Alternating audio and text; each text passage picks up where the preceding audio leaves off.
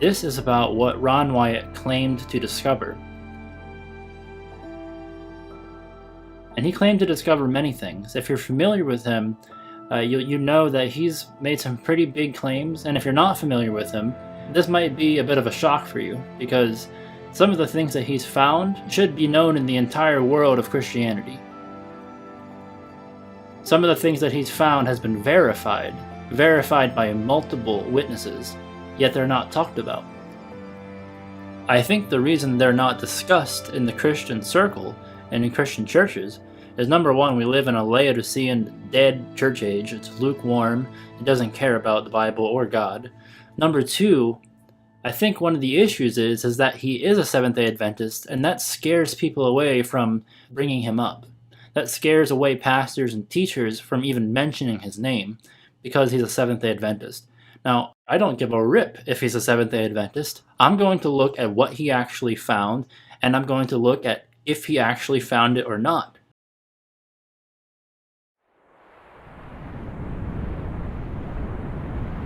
Then the Lord rained upon Sodom and upon Gomorrah brimstone and fire from the Lord out of heaven. The first discovery we can investigate is the location of Gomorrah. And Abraham got up early in the morning to the place where he stood before the Lord. And he looked toward Sodom and Gomorrah, and toward all the land of the plain, and beheld, and lo, the smoke of the country went up as the smoke of a furnace. Ron Wyatt claimed to rediscover the ruins of ancient Gomorrah, the actual place where God rained down fire from the sky. And to begin showing you the evidence of this, I want to introduce you to Lotan from KJV Pictures, who has actually been to the place where Ron Wyatt claimed was Gomorrah.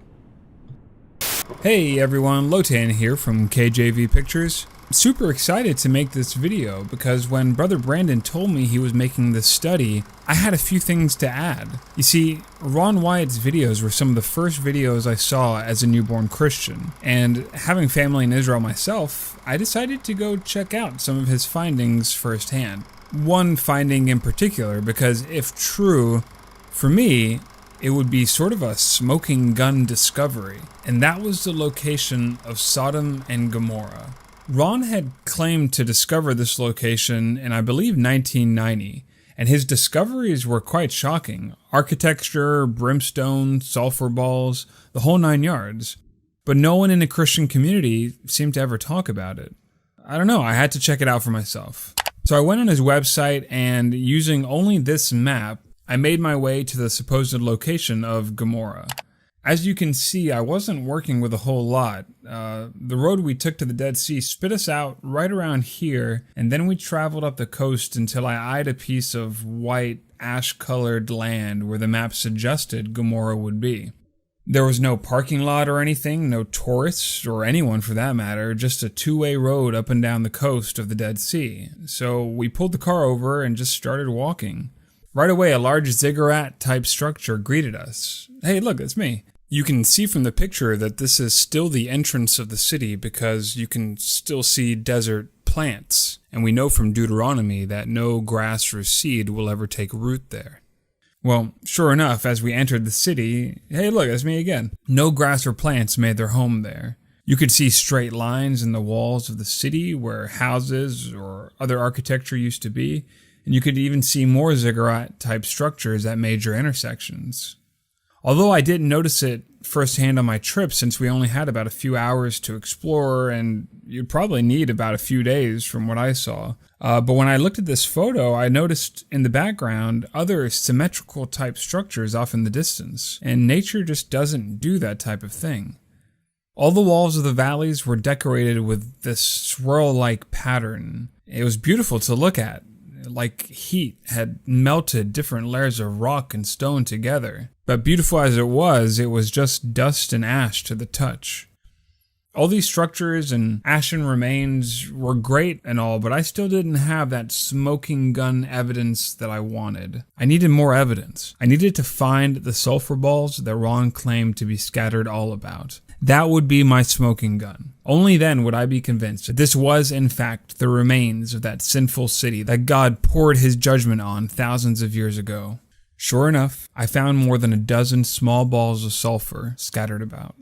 This is what's left of my personal collection today. I've burned some to show friends and family, and the smell is, well, horrifying. I can only imagine what it must have been like when these balls in their pure form came raining down from heaven on those lost cities. Yeah, if you ask me, I'd say Ron found it, but ultimately it's up to you if you want to believe him or not. But I think the real question is, do his discoveries contradict Scripture? Because if they contradict Scripture, it doesn't matter what I believe. It doesn't matter what you believe. But if they don't, well, for that I'll turn the study back over to Brother Brandon. Brandon, thanks for having me. It was a pleasure talking to you, and I look forward to listening to the rest of the study. Thank you, Lotan, and I highly recommend that you go subscribe to KJV Pictures because his content is on point, King James only. And everything he does is really well done, not only from a production standpoint, but from a scriptural basis. Now I know what Lotan has showed you is very interesting if you've never seen it before, but I want to establish this with more witnesses so you can really see that this is not just Lotan. There are many people who have verified what Ron Wyatt claimed to find.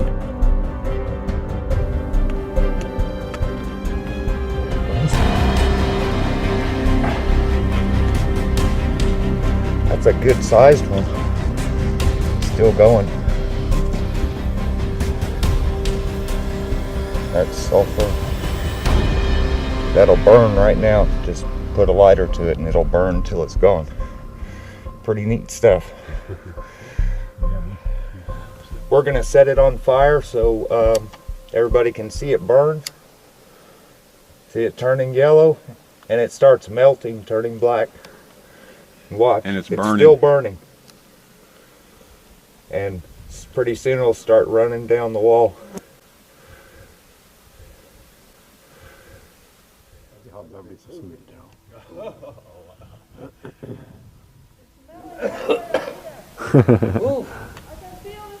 Away from the Dead Sea, it is still possible to find today the remains and ruins of the destroyed cities described in Genesis 19.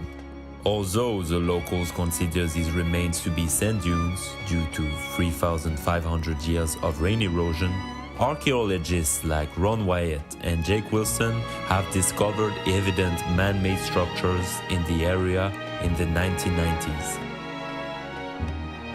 Formations such as ancient houses, gates, temples, statues can still be spotted in the area. As opposed to regular sulfur, this pale white form of sulfur can only be found in the ruins of Sodom and Gomorrah.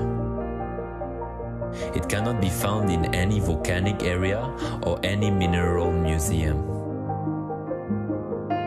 Supporting the Genesis account, geothermal activity has never been recorded in the region, so these brimstones could not have come from a volcanic eruption.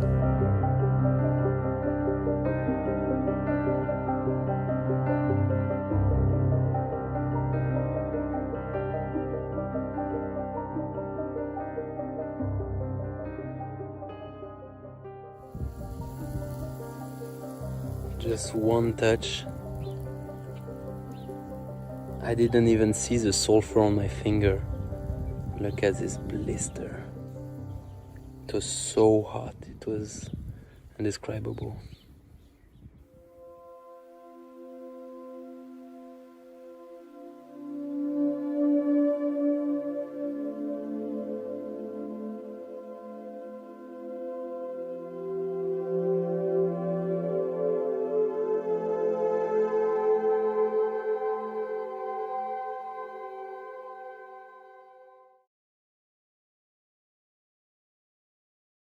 This is absolutely staggering. We've traveled the Holy Land. These are the believed sites of Sodom and Gomorrah. There is some discrepancy as to where they might be, but the evidence is so overwhelming that right here, this is where Sodom and Gomorrah is. I have been absolutely impacted and impressed by this. It's just, I mean, right now I just feel just a sense of awe over me right now as we're here. And as they have discovered in these areas a brimstone, and they're like balls. And this brimstone is totally different than any other place on the planet. Most other brimstone, and I should mention brimstone is synonymous with sulfur. So brimstone is kind of the old word for sulfur. So we have found sulfur balls all over in these city areas here, and it's unlike any other sulfur on the planet, as I mentioned. They're white, and they are about 90 to almost 100% pure. This brimstone is made of monoclinic, white sulfur that has been burned or cooked at a high temperature. It is quite different from natural sulfur that is formed in geothermal areas. Samples were taken to a lab for analysis.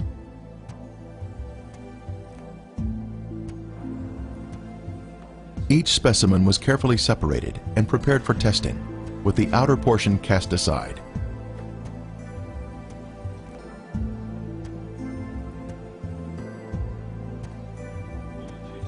Next, the samples were dried and placed in a rock crusher. Then they were pressed onto a disc. Then they were loaded into a machine for the semi-quantitative X-ray analysis. Each sample was individually transported into the testing chamber for analysis. The results proved to be quite amazing.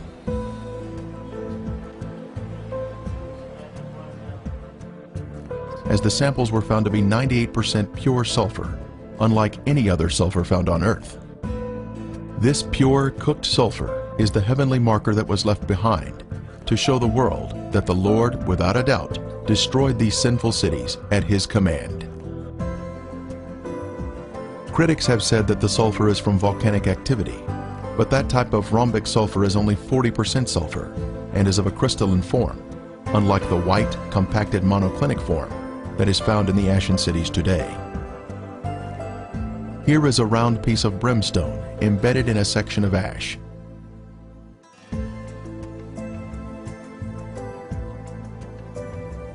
Another clump of ash contains a piece of brimstone that has a burn ring surrounding the unburned sulfur inside.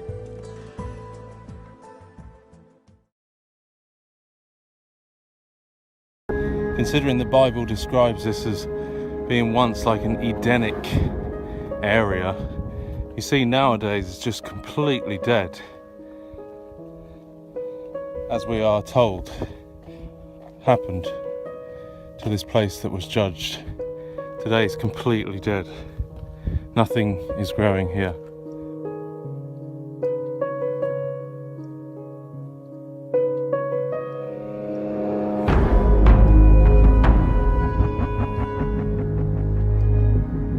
The whole thing is like sponge. And I really want to find one of those sulfur stones before the sun goes down. I really want to find one of those stones to show you.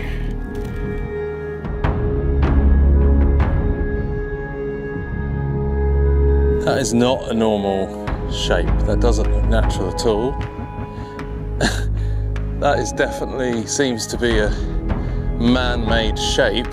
And is this not enough evidence for people to find all of these man-made looking structures, ashen remains crumble in your hands, in the location where we're told in the Bible as evidence of God's judgment, as described by Josephus, historian, but then also finding circular, almost pure sulfur balls in the middle of the ash, in the middle of the walls and the shapes of the buildings. Is this not enough evidence for us to see that A, the Bible is true, and B, God is a just God and we need a saviour? Because sin requires punishment. Sin brings on the wrath of God, and this place is the evidence of the wrath of God, a holy God who is righteous and true, and this place was very rebellious. Now, whether or not you've heard of this discovery before, I want you to think about the fact that nobody talks about this. Why is this information so suppressed? Something that Lotan said that that resonates with me is there was nobody there. There was not even a tourist attraction or anything. Dude, if the LGBT community knew, if this was widespread information, and if everybody knew that Sodom and Gomorrah was real and God actually wiped out the city, why do archaeologists not look into this? What are they looking at? If they're not looking at this, where it's directly in your face, what are they actually spending their time on? Lotan said there's nobody there. Dude, this thing has been discovered since 1990. That's 31 years ago. Come on. There's no archaeologists in Sodom and Gomorrah with all this video evidence after 31 years. That's the world we live in. The truth is suppressed.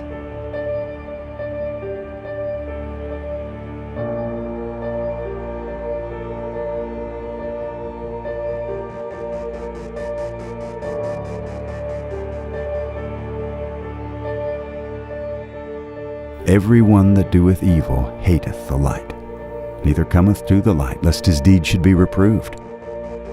But he that doeth truth cometh to the light, that his deeds may be made manifest, that they are wrought in God. So the world won't share it. The Christians won't share it because when they point it back to Ron Wyatt, they'll say, oh, Seventh-day Adventists will get everybody entangled into this false doctrine of Seventh-day Adventism. So the Christians don't share it, the world doesn't share it, and it just sits there. If you're interested in watching any of those videos that I just gave you a sample of in full length, I'll put the links in the video description of this video. Feel free to research those and watch those on your own time. They're all really, really good. Some of those documentaries are very informative. And keep in mind, as you watch all of these, that none of these documentaries would even exist if God did not use this one man to bring them to light.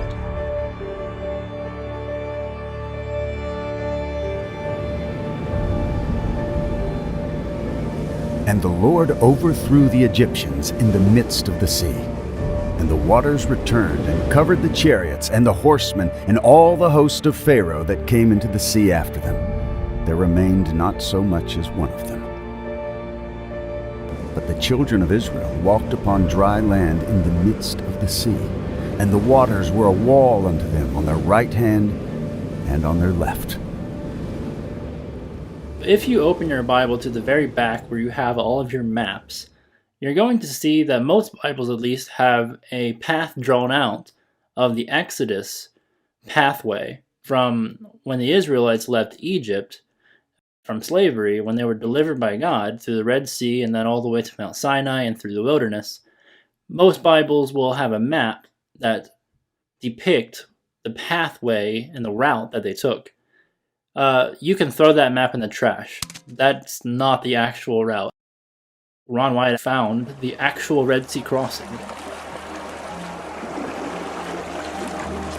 When Ron Wyatt was at this spot in 1978, he decided to inspect the waters here for any evidence that may have been left behind from approximately 20,000 chariots, plus the horses, horsemen, and foot soldiers. What he found has been confirmed by others.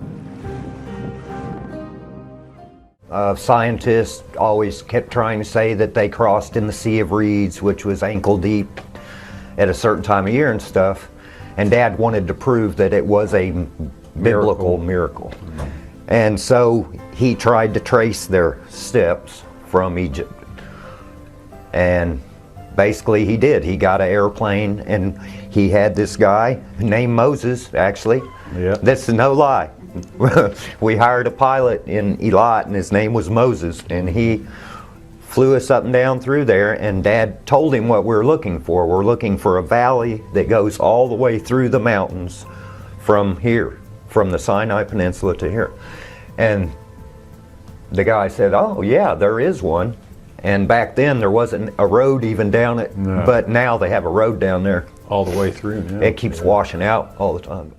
There has never been any real convincing evidence, nothing found, nor archaeological evidence found by Cairo, Egypt, that would support the fact that the Israelites crossed there. There has been, however, much evidence found, archaeological evidence, to show that the crossing was here and that Mount Sinai is in Saudi Arabia.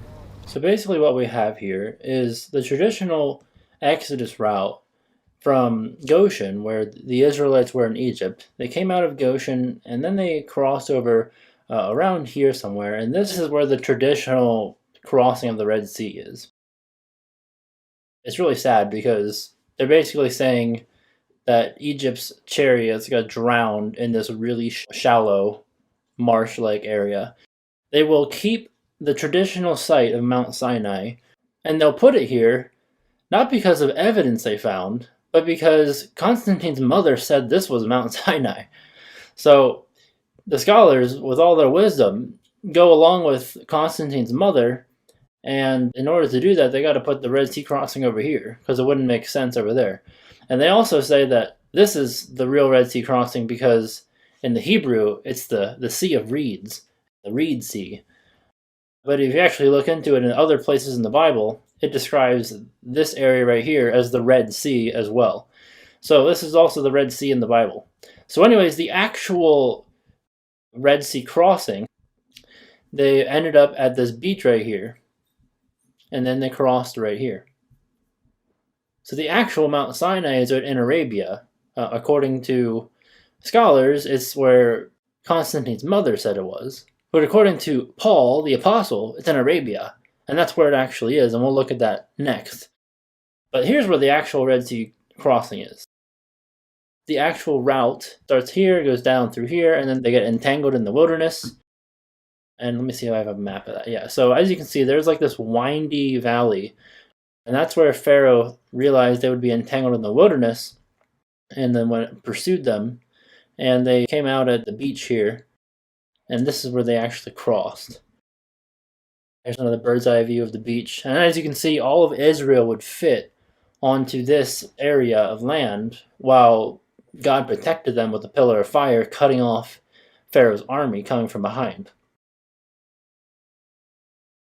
They're literally finding chariot wheels. This is all found in that Red Sea area. Egyptian chariots were known to use metal hubs in the center of the wheels. Using metal detectors, divers have found metal in the raised hubs that are now covered in coral. So when you dive with underwater metal detector, you can go over all the corals and you don't get any reading. And then when you go over obviously metal or iron or whatever, you do get a reading. So that's the way you know that if you've got a wheel shape and you get a strong metal reading from it, then that would be the difference between just a round coral and something that could potentially be a chariot wheel.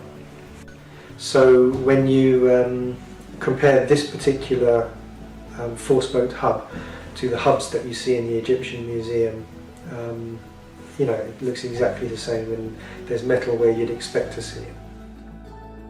Here we see another four-spoked chariot wheel with one spoke missing and a center raised hub. The coral here has preserved the chariot parts by retaining the man-made structure, even after the wood has disappeared. Here we see another wheel suspended on its axle, standing at attention. It has 6 spokes and a raised center hub. Ron Wyatt made many dives here and located many artifacts. That thing in the middle is like the hub of the wheel, and then it's almost like a cross of coral. The wood rotted away. The metal would still be there with coral around it. But as you can see, that's just not a natural coral formation. There shouldn't be any coral at all in this area because there's nothing for it to grow on. But if there was a bunch of chariots down there rotting away, coral would definitely be growing on them. So, as you can see, that's clearly a chariot wheel. This is pretty clearly a chariot wheel. On the right side is giving you like an illustration, but you can even without the illustration, you can see. It just gets more and more obvious. Like, what is that coral doing? That's obviously something sticking up, like an axle. That's just not normal. Come on. Like, what do you think that is? There's also a gold one found, and if you don't think that's a chariot wheel, I don't know what to tell you. That's a chariot wheel. The premier find here at the crossing site is this gold veneer that was left behind from a 4-spoke chariot wheel. The Bible tells us there were 600 choice chariots used in the chase of the children of Israel. This artifact was left behind at a depth of 200 feet. Since specialized equipment would be necessary to raise it to the surface, today it is still in the location where it was found. Because when Dad first did the cameras, I don't think we even had the scuba gear yet, did we? I think we were just No, our snorkeling first out trip the first we didn't time. really find anything, except we found the spot where we thought that it was.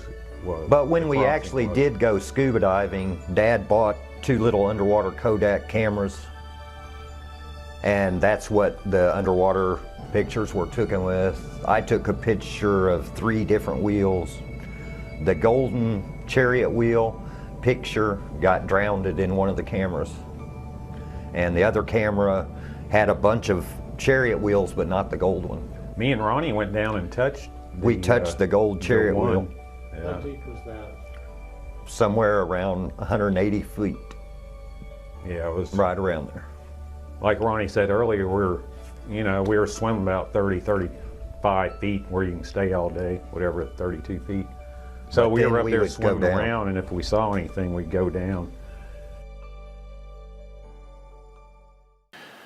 On a number of trips, we've brought metal detectors to Nueva, and these reveal that inside the coral there is metal.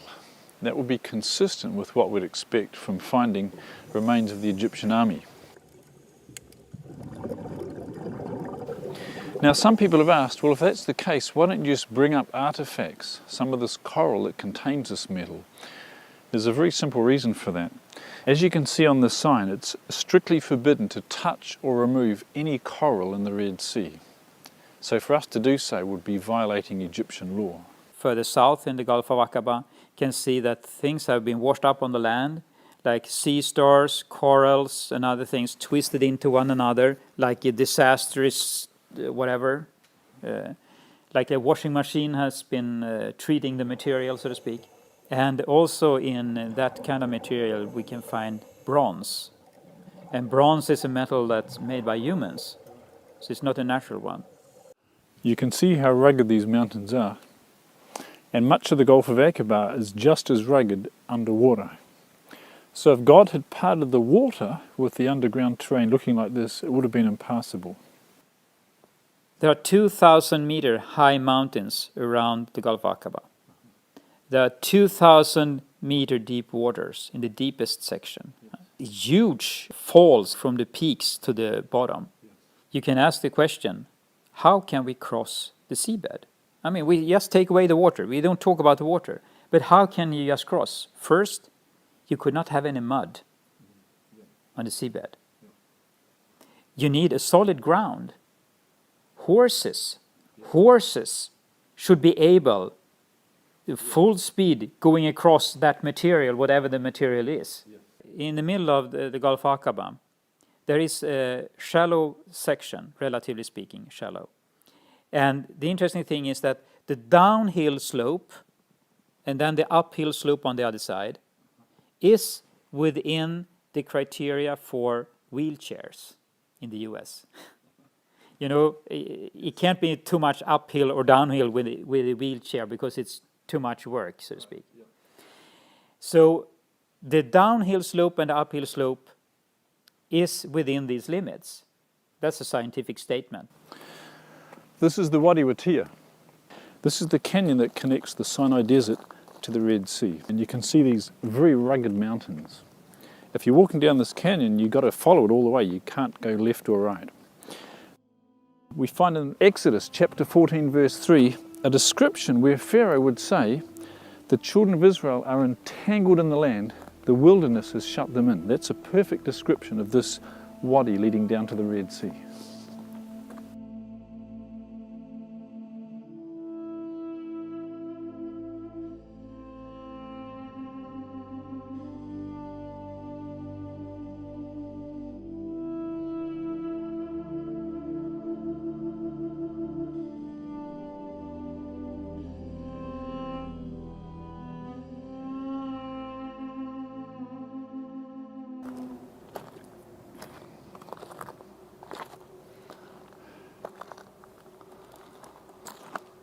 Finally, after walking about 30 kilometers through this wadi, they come to the Red Sea. You can see behind us the Gulf of Aqaba, and behind that, the mountains of Midian.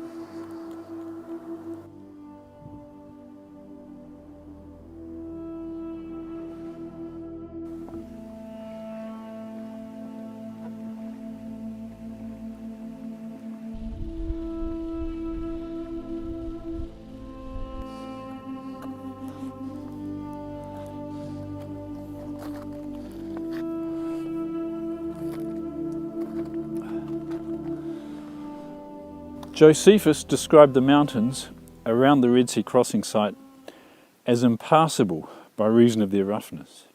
You can see these mountains here around Nuweiba Beach are extremely rough. You can see the loose rock, the shingle, very hard to climb and very dry and barren. Had the Egyptians attacked the Hebrews at the Red Sea crossing site and they'd scattered through these mountains, it would have been an absolute disaster for the Israelites. The interesting thing is that the gravel at the location in the midsection of the Gulf of Aqaba, since it's shallow there, the tidal current goes back and forth and keep this clean. And immediately when you take away the water, it's like concrete. It's very, very solid. So no problem with the horses, no problem with the chariots, no problems with the oxen and the oxen chariots and so forth.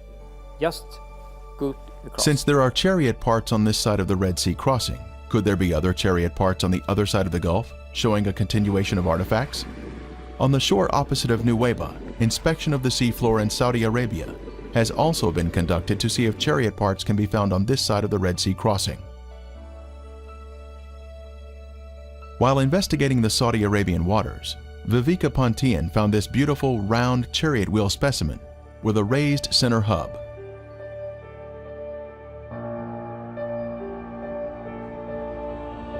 This is confirmation of the chariot parts continuing to the other side of the crossing site, opposite Nuweiba. They also found a human femur bone, possibly a human rib cage, which is really hard to see, and a horse hoof. Horses are not on the Sinai Peninsula today, so okay then, where did that come from? Why is that in the Red Sea crossing? So I think there's enough evidence here to easily conclude that this is the actual Red Sea crossing, and as we'll see in a moment here, this is definitely the Red Sea crossing because Mount Sinai is on the other side of it.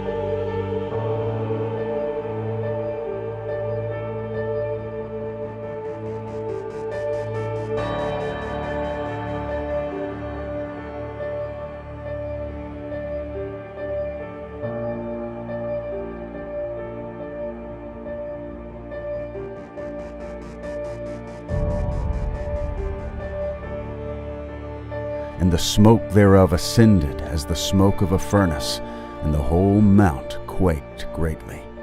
And when the voice of the trumpet sounded long, and waxed louder and louder, Moses spake, and God answered him by a voice.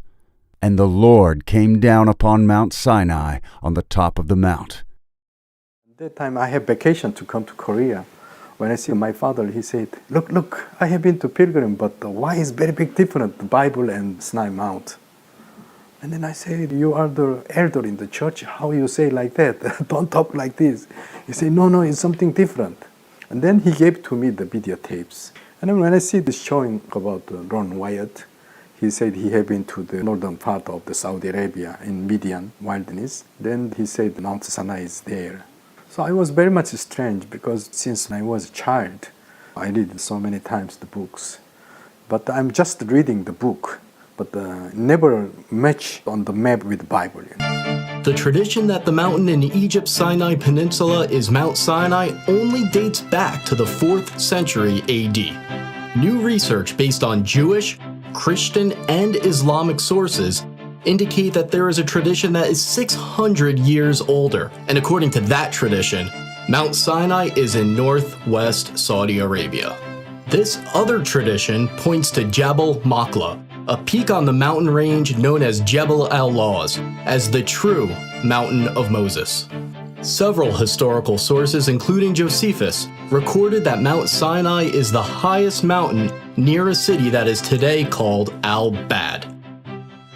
Locals refer to Jabal Makla as Jebel Musa, the mountain of Moses. So you call this one Jabal Musa? Jabal Musa. One of the distinguishing features of this mountain is the blackened top that you can see right behind me. The Bible says that God descended upon Mount Sinai as a fire. The blackened peaks stick out from the surrounding areas, and the rocks are only black from the outside. Researchers disagree as to whether the blackened rocks are actual evidence of God descending upon the mountain as a fire like the Bible says, or whether it's natural volcanic rock.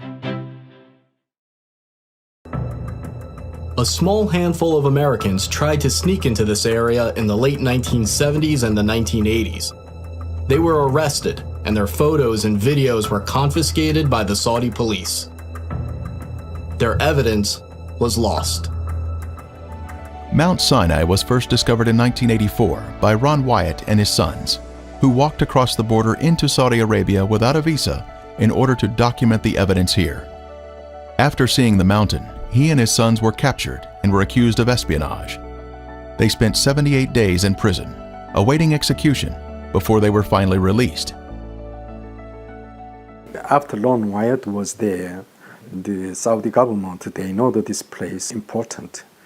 And also they have a special investigation all around the mountains. They found so many stone structures and many ancient rock inscriptions. The local peoples, they call it the Jabal Lows. Jabal Lows, Jabal means Arabic is mountains, and Lows means the almond. It's something strange, Arabic and Hebrew name is same, Lows. But in Saudi Arabia, actually it's not growing the almond tree, except these mountains. God ordered to Moses, the Oholiab and Bezalel, two persons, giving them the knowledge to make menorah by the gold. How they made menorah? 3 branch and other side 3 branch. It's like almond flour. And thou shalt make a candlestick of pure gold, 3 bowls made like unto almonds, with a knop and a flower in one branch, and 3 bowls made like almonds in the other branch, with a knop and a flower. So in the 6 branches that come out of the candlestick. Then 12 tribes had problems that times.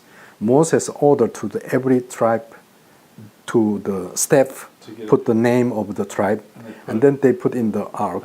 Morning times, found out the Aaron, his staff, almond tree and almond flower was there. And take of every one of them a rod, write thou every man's name upon his rod. And thou shalt lay them up in the tabernacle of the congregation before the testimony, where I will meet with you. And it shall come to pass that the man's rod whom I shall choose shall blossom. And it came to pass that on the morrow Moses went into the tabernacle of witness, and behold, the rod of Aaron for the house of Levi was budded, and brought forth buds, and bloomed blossoms, and yielded almonds. How to match this mountain name and this almond? But also, why is matching the Jabal Lows and the Hebrew and Arab is same word, same meaning? Well, we've made it not to the summit yet. We're at about 6,400 feet in the elevation. As you look behind me, you can see the big plain that the Israelites camped in front of the mountain. And just right down where we're standing, you can see the plateau where definitely 70 plus people could have sat and ate with God. Remember, Moses went up there with the elders of Israel.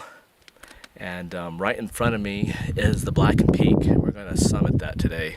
I understand from their video, they said where the black begins, it's very distinct. It's a clear change from normal rock to black, like it's a boundary, a very clear boundary. Did you found that too? Yeah. I go to on the back side, I come to there. But this one, the like stone is melted. But some of them, they arguing, said, oh, this one volcanic stone. But volcanic stone, if you broke inside, also is black. Yes. But this one, only the outside is blackened. 20 to 30% from the top of the mountain is blackened. But it's go down is normal. Wow. Yeah, it's not like a volcanic stone. Right. Different, very big different volcanic stone. Okay, we are at the line where the stone changes color between the black stone and the white, pink, whatever you want to call it, granite. And here's the blackened boulder. And we're just looking at it, and if you pull off this piece, inside's a different color. That's kind of pinkish, but the outside's black.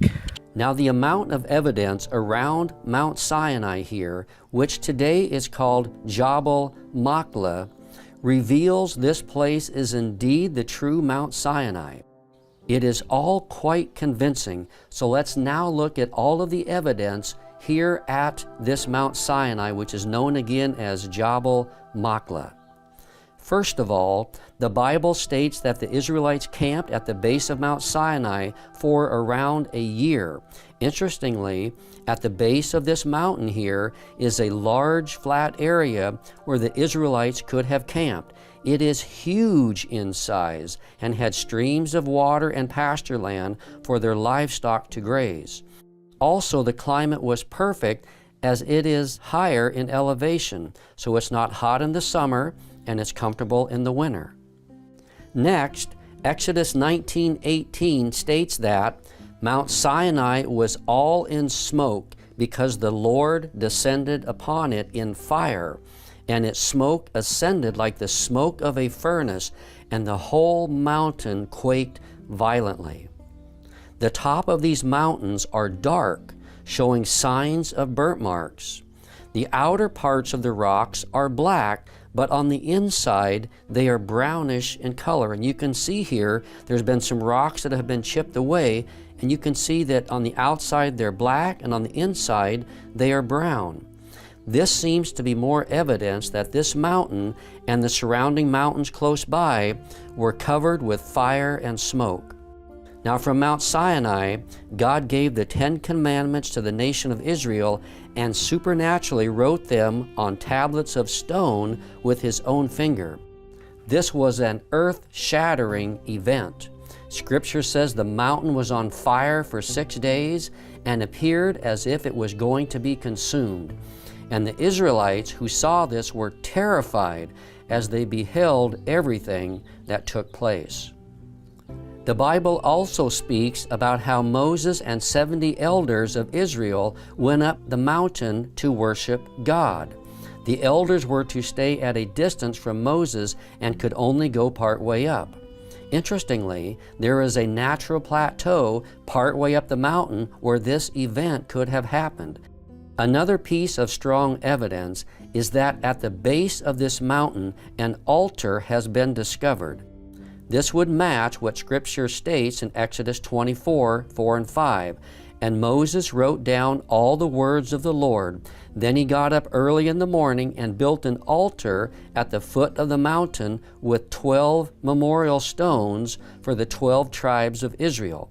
And he sent young men of the tribes of Israel, and they offered burnt offerings and sacrificed bulls as peace offerings to the Lord.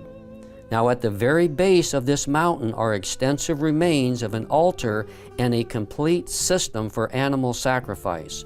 There are corrals where the animals would have been kept and an altar at the front of it. There have also been discovered animal bones here underground.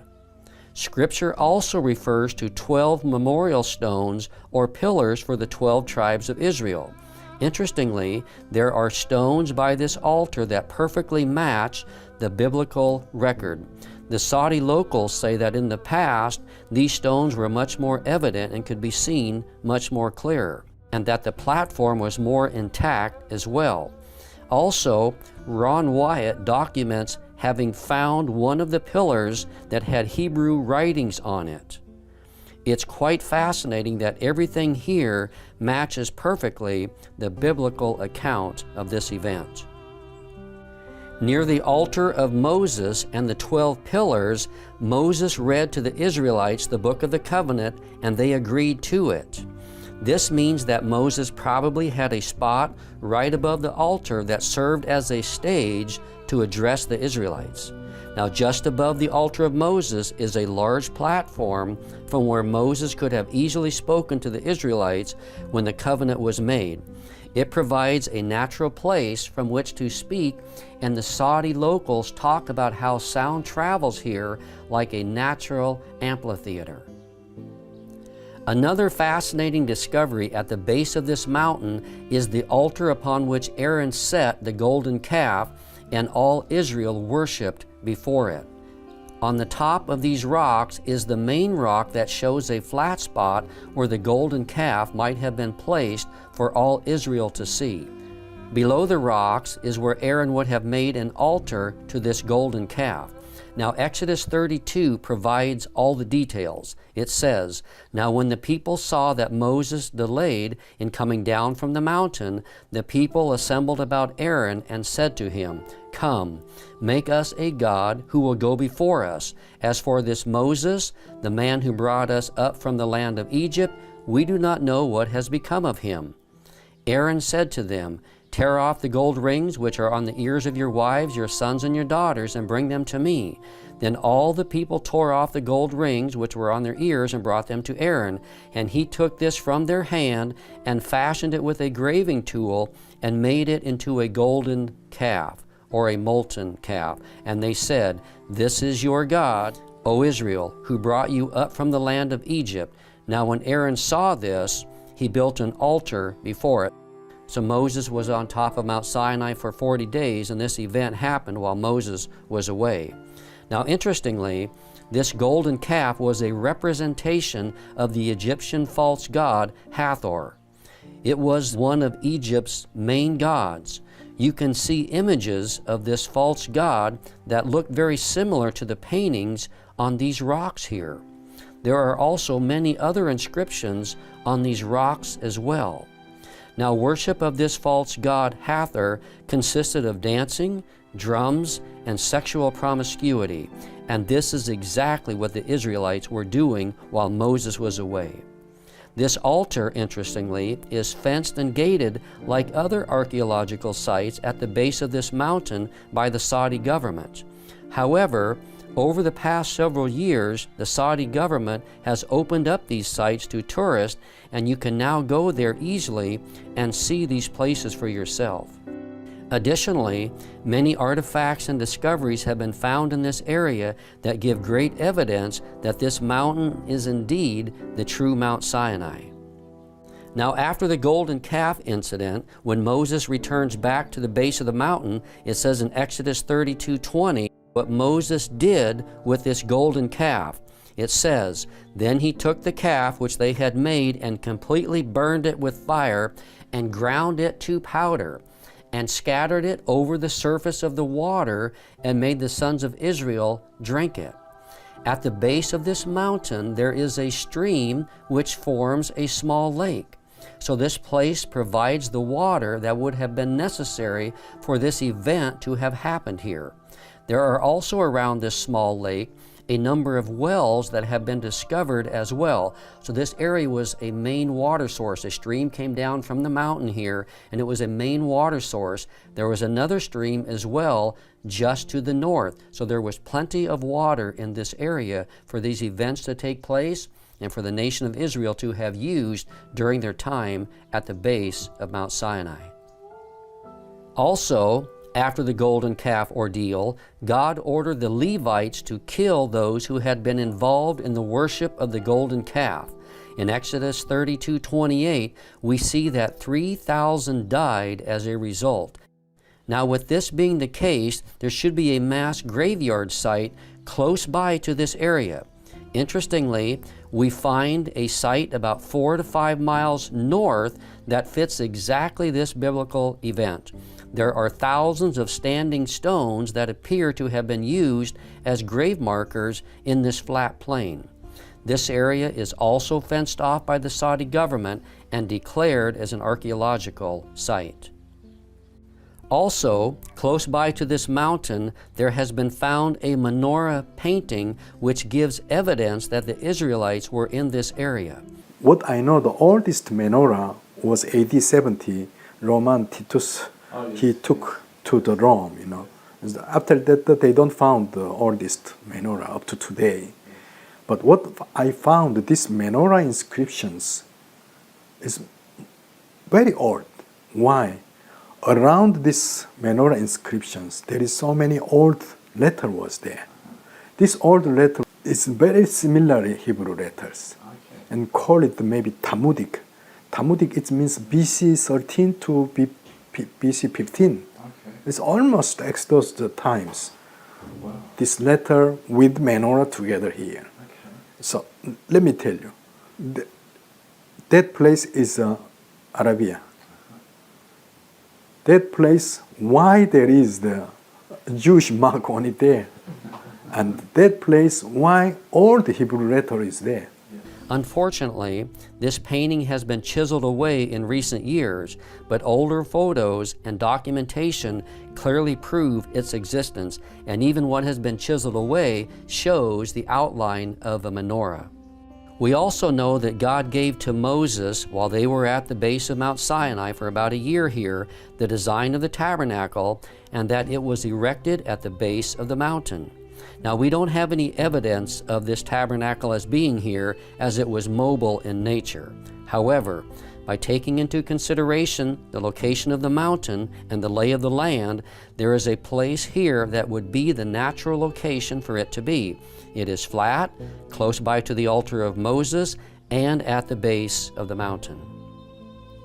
Now, the Bible mentions how the prophet Elijah traveled to Mount Sinai and stayed in a cave there after his powerful confrontation with the 850 false prophets of Baal and Asherah on Mount Carmel, as found in 1 Kings 19. At this confrontation, supernatural fire came down from the Lord and consumed the altar and everything on it. Then Elijah traveled to Mount Sinai and stayed in a cave. At this cave on Mount Sinai, God spoke to Elijah and strengthened him. Interestingly, on the side of this believed Mount Sinai is a large cave that perfectly matches Scripture and where Elijah could have stayed. This cave is known as the Cave of Elijah. It is also the only large cave in this area of mountains. There are also many other evidences that can be found around Mount Sinai that support it as the true location of Mount Sinai. Now it says in Exodus 15, it says, "Then they came to Elim, where there were 12 springs of water and 70 date palms, and they camped there beside the waters." And you can see in this video, this place has been found. This very place that it talks about has been found, and it supports the biblical text. To this day, there are many palm trees and exactly 12 wells here. This would have provided water and met all the needs of the Israelites. Here you can see this area with the palm trees and some of the wells. The Saudi locals in the area point out that this is Elim and has been known by this name as long as they can remember. After this, it says in Exodus 17, "Then all the congregation of the sons of Israel journeyed by stages from the wilderness of Sin, according to the command of the Lord, and camped at Rephidim. And there was no water for the people to drink. Therefore the people quarreled with Moses and said, 'Give us water that we may drink.' And here is where Moses struck the rock, and water gushed out and came out from this rock." Now this rock that Moses struck and God split in two is believed to have been found and is a perfect match with the biblical account. It is massive in size and sits upon a small hill. It's also located in a large valley where the Israelites could have camped and can be seen from a long distance away. It shows water grooves in it where massive amounts of water ran down from it. And you can see this rock and the water channels and grooves that were made when the water gushed out from it. Now God confirms this in Isaiah 28:21. It says, "They did not thirst when he led them through the deserts. He made the water flow out of the rock for them. He split the rock and the water gushed out." And this is exactly what we see here at this large, massive rock at Rephidim. And then it says in Psalm 78, it says, "He split the rocks in the wilderness and gave them abundant drink like the ocean depths. He brought forth streams also from the rock and caused waters to run down like rivers." Now this rock from which the water flowed here at Rephidim is also referred to as the rock of Horeb, because it is close by to Mount Sinai, also known as Mount Horeb. Also, while at Rephidim, the Amalekites came and fought against the Israelites. Exodus 17:8 says that, then Amalek came and fought against Israel at Rephidim. The Amalekites were descendants of Esau and were a people who lived south of the Dead Sea region. God supernaturally gave the Israelites victory as Moses held up his arms. When his arms got tired from being outstretched, then Aaron and Hur helped him hold up his arms. And by doing so, the Israelites were victorious over the Amalekites. Also, right by this massive rock at Rephidim, you can see what appears to be an altar that Moses erected after defeating the Amalekites and named it Jehovah Nissi, which means in Hebrew, the Lord is our banner. This altar is located right beside the rock Moses struck where the water gushed out for the Israelites to drink. Now there are also some other amazing discoveries in this area that are fascinating to see and give more evidence that this area was traversed by the Israelites. Ryan Morrow, who recently visited this area and produced an excellent documentary called Finding the Mountain of Moses, the real Mount Sinai in Saudi Arabia, says some of the following information. He says the name of Rephidim means place of rest. Hebrew inscriptions that have been found in this area have been interpreted to say place of rest, the definition of Rephidim. Closer to the mountain, inscriptions have been found that Dr. Miles Jones, a scholar of ancient Hebrew, believes are talking about the battle with the Amalekites. He says one of the inscriptions refers to the death of an Amalekite. Nearby, there are two inscriptions that Dr. Jones believes are marking where a Hebrew mother and daughter died. To go to the Jabal Lodz. He said, no, don't go there. There is military already there. If you go there, they will catch you. I said, no problem, let's go there. They said, no. He offered to me 200 riyal. Saudi 200 riyal, it means you can buy one piece of gold. And I said, okay, no problem, I will give you the 200 riyal. But you should take me to go to Jabal Lodz. He said, okay, I will go, let's go. And then he was driving in front of me. I'm following him, And then after that, I think around 15 to 20 minutes, he said that this one is Jabal Lodz. When I look, it's nothing there. I said, no, this one is not Jabal Lodz. He said to me, if you pay 100 riyal more, I will bring to you to the Jabal Lodz. It's an Arab businessman. Then suddenly I said to him, look, we have a contract 200 riyal. If you want 100 riyal more, it means you broke our contract. Go to your house. I go to myself. If I found gold, I will not give it to you, anything to you. He said, no, let's go. But that times, I drive myself because I know maybe way to, because already we know the directions, So I'm following my way. And I will tell you, Saudi, the sky, there is no cloud because no rain, But I found the big black cloud is touched the top of the mountains. Okay. So I thought maybe if I go there, place will be Jabal Lodz. We are the far away, but we know the direction because it's like a signal, So I'm following, but the crowd is always moving, depends on the wind, But this one is not move. He touched the top of the mountain and slowly it's coming down. It's like the cloud pillar, And then I follow. At the last moment when I arrived, that mountain was the Jabal Lodz. Wow. So that's how you found it, like God put a cloud there. Yeah. Wow. And then I stopped there. When I come out, suddenly on my back sunshine. But this black cloud completely covered the whole around the mountains. Wow. From inside, start lighting, tendering, like God appeared 3,500 years before. Wow. I was afraid, really. This is your first trip there? Yeah, first trips. Wow. And suddenly I fell down. I started to pray to God. The rain dropped on my body. And you know, the tender, the sound inside the mountain is huge. You feel like earthquake also shaking the ground.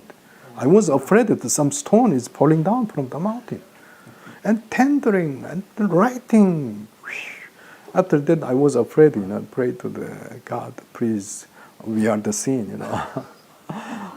You know, the more than 50 years old, you know, what I did before. So I started to think about everything is pull it out to God. And then all my family afraid to inside the car. And the Bedouin also, they afraid in the car. I pray and pray. And suddenly I feel something, you know, very quiet. When I look, and the whole cloud is gone, suddenly, and sunshine again.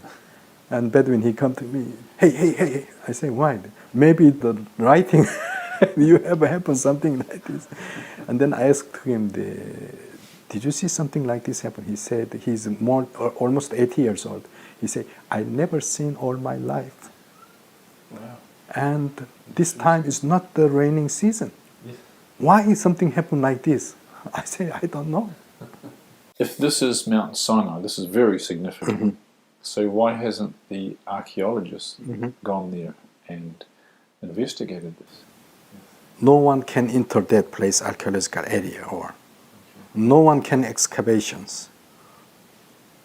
So up to today, even there is, looks like a Bible, the stone structure is there, and 12 stone pillar is there, and Eliad cave is there.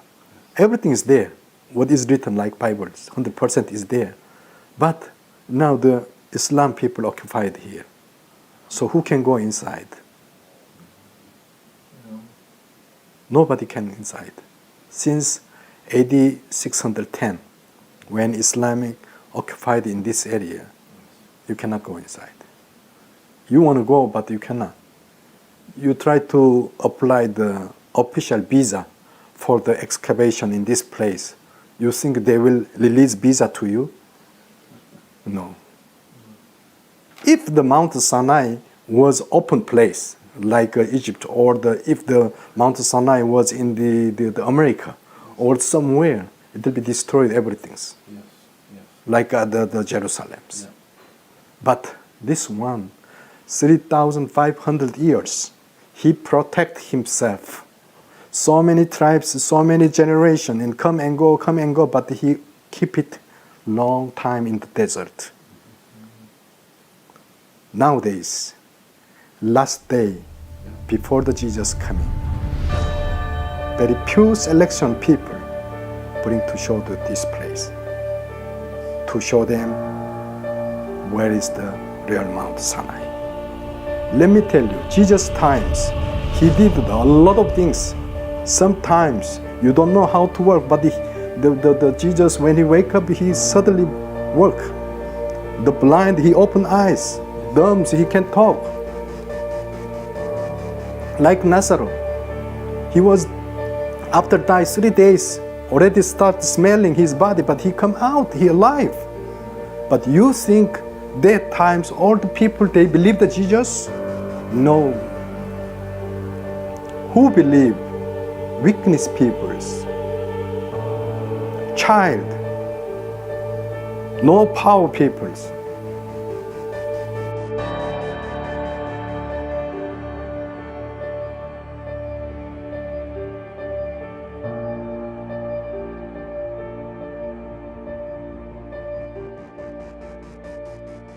God looked upon the earth, and behold, it was corrupt, for all flesh had corrupted his way upon the earth.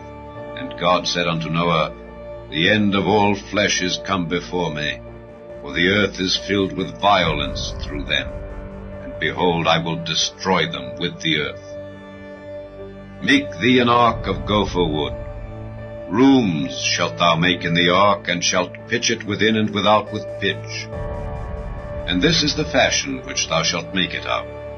The length of the ark shall be 300 cubits, the breadth of it 50 cubits, and the height of it 30 cubits.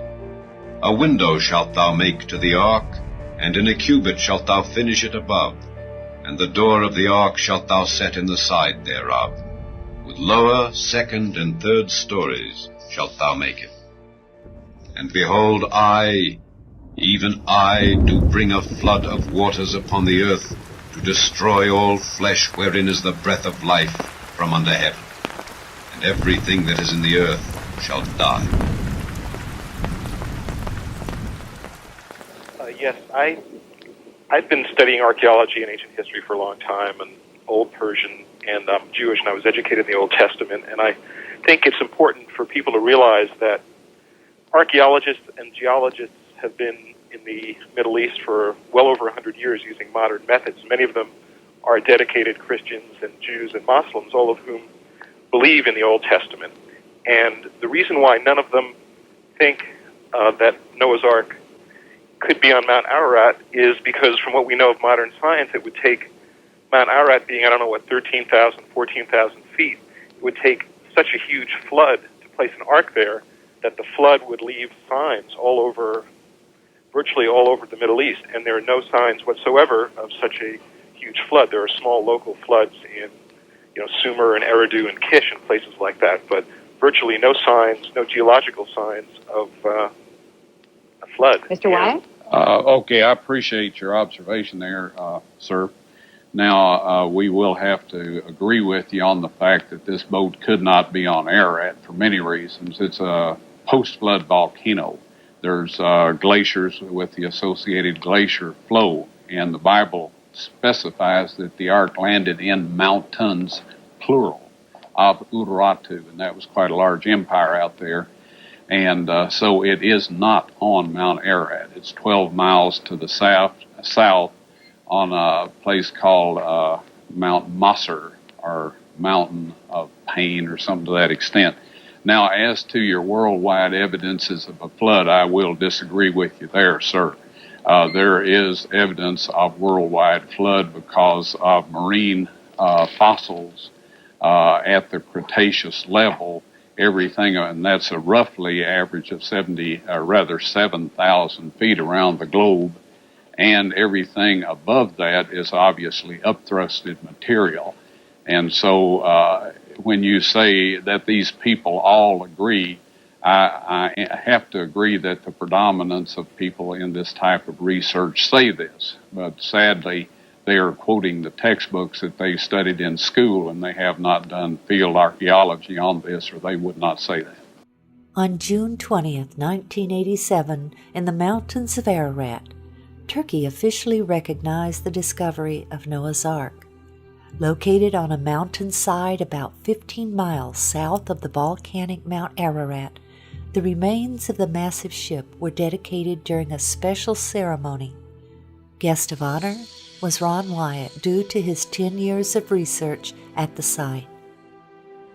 The story began in 1957 during the Cold War, when aerial photos taken of eastern Turkey while searching for Soviet missile bases revealed a strange boat-shaped formation in the mountains about 6,300 feet above sea level.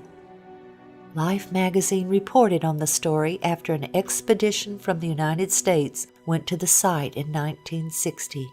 Blowing holes in the strange formation, the members of the team came away with the conclusion that there was nothing there of any archaeological interest. Ron Wyatt, like many others, read the story, but he was of the opinion that the site needed further exploration. There had been many claims of seeing Noah's Ark on the volcanic Mount Ararat, but Ron knew that it was a stratovolcano, and he believed that nothing would have been able to survive there. He noted the biblical account of the location of the ark. And the ark rested in the 7th month, on the 17th day of the month, upon the mountains of Ararat. On Ron Wyatt's first trip to the region in 1977, he didn't know where to begin searching, and he only had 3 days in the area. We were looking at all these mountains we were going through, and Dad realized, he's like, guys, you see how rugged this place is? He said, do you know that we have no clue as to what direction to look in once we get there?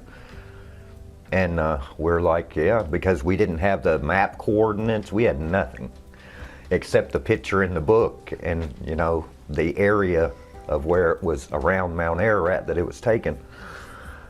And so we were becoming real skeptical on whether we were going to get to see anything this trip.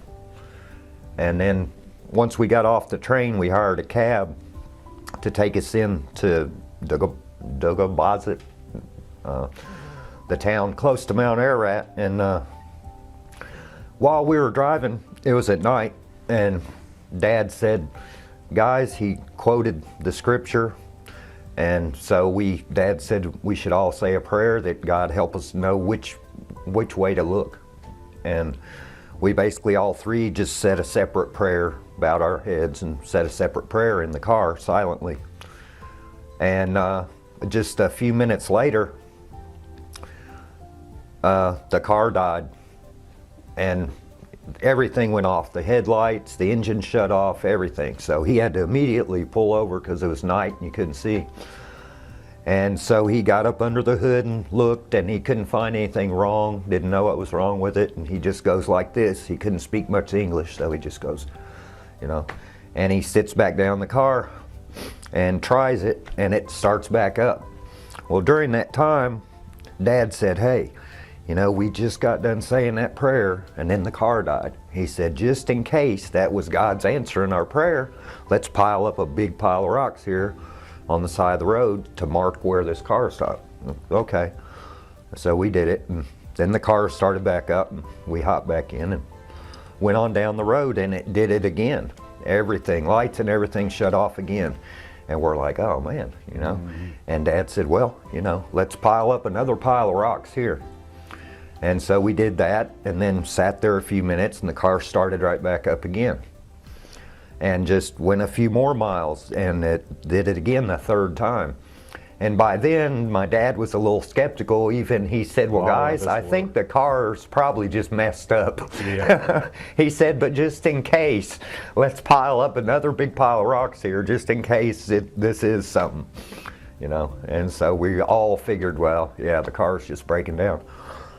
And so then after that, the car started right back up, and we drove on into town and got our hotel room. Yeah, and then, no trouble. Yeah, I got the hotel room. Then the next day, I guess we got a cab, and he took us out. It was somebody from the village around there. He was our guide, actually, and he took us out, and we found the pile of rocks, the first pile, and I guess we went to the first pile, because we had 3 piles there. I think we went to the first one first and walked out. You know, it was hot. We had a canteen, ended up having a hole in it.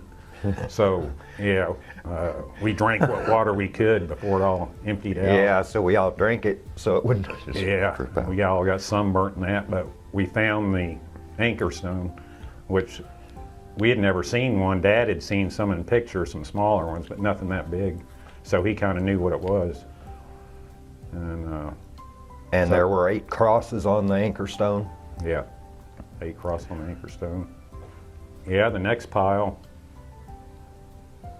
Did the next one go to the village and the house? Yeah, the next pile of rocks went to Noah's. The house and the graveyard. Yeah. This photo was taken in 1977 by Ron Wyatt, showing the walls of Noah's home.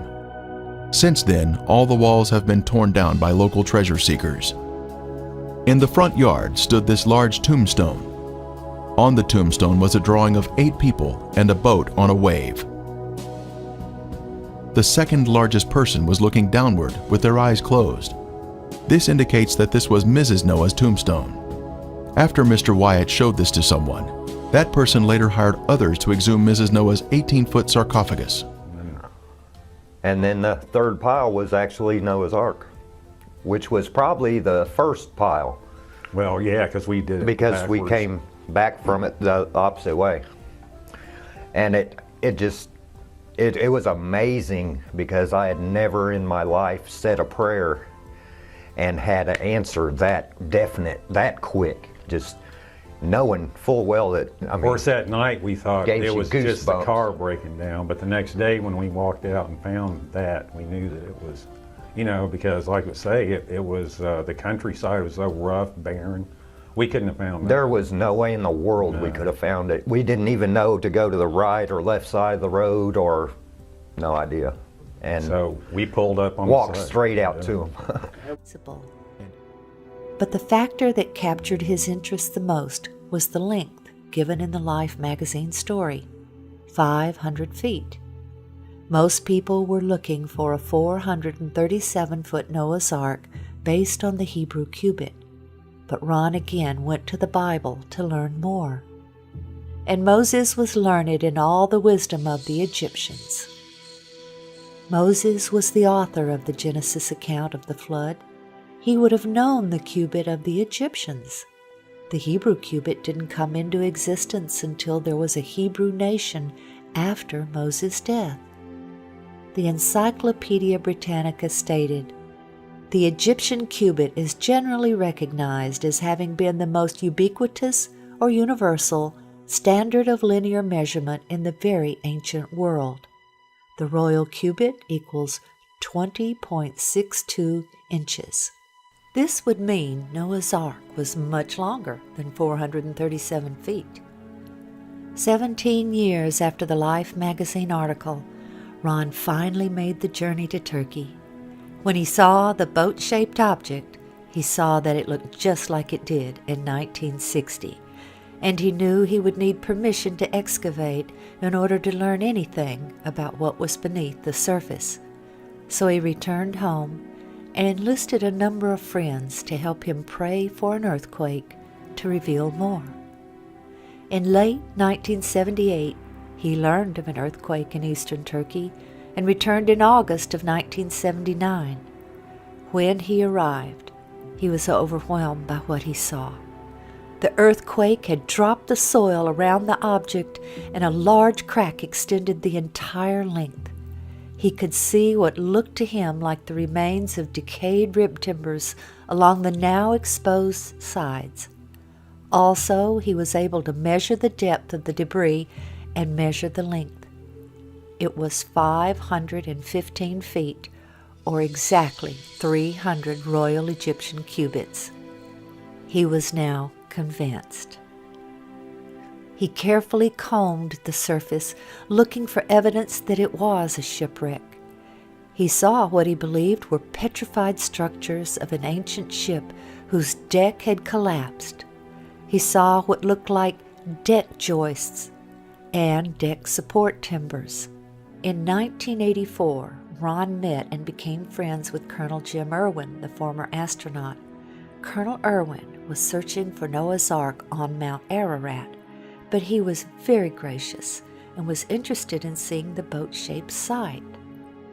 Ron had brought a metal detector to the site to see if there was a pattern of metal readings. In the presence of Colonel Irwin and others on his team, Ron employed the detectors. He found distinct metal lines down the entire length of the object, while no metal readings were obtained just outside of it.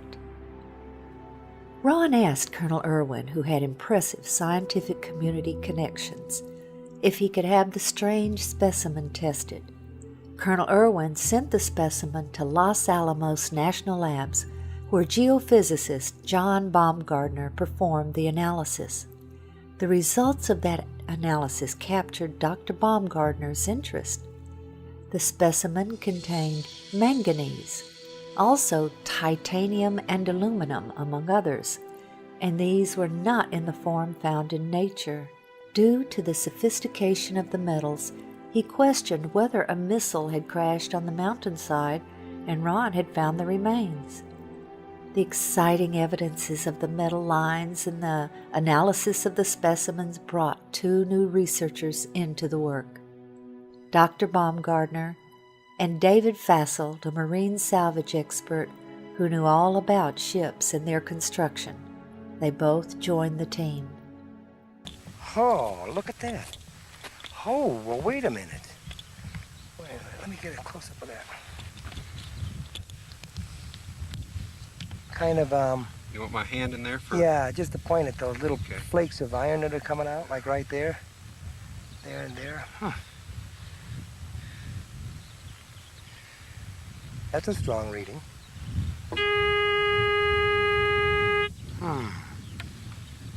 Well, I'd save those frames right there. Okay. Keep walking. Do you want a measuring tape to measure these things, how far apart they are?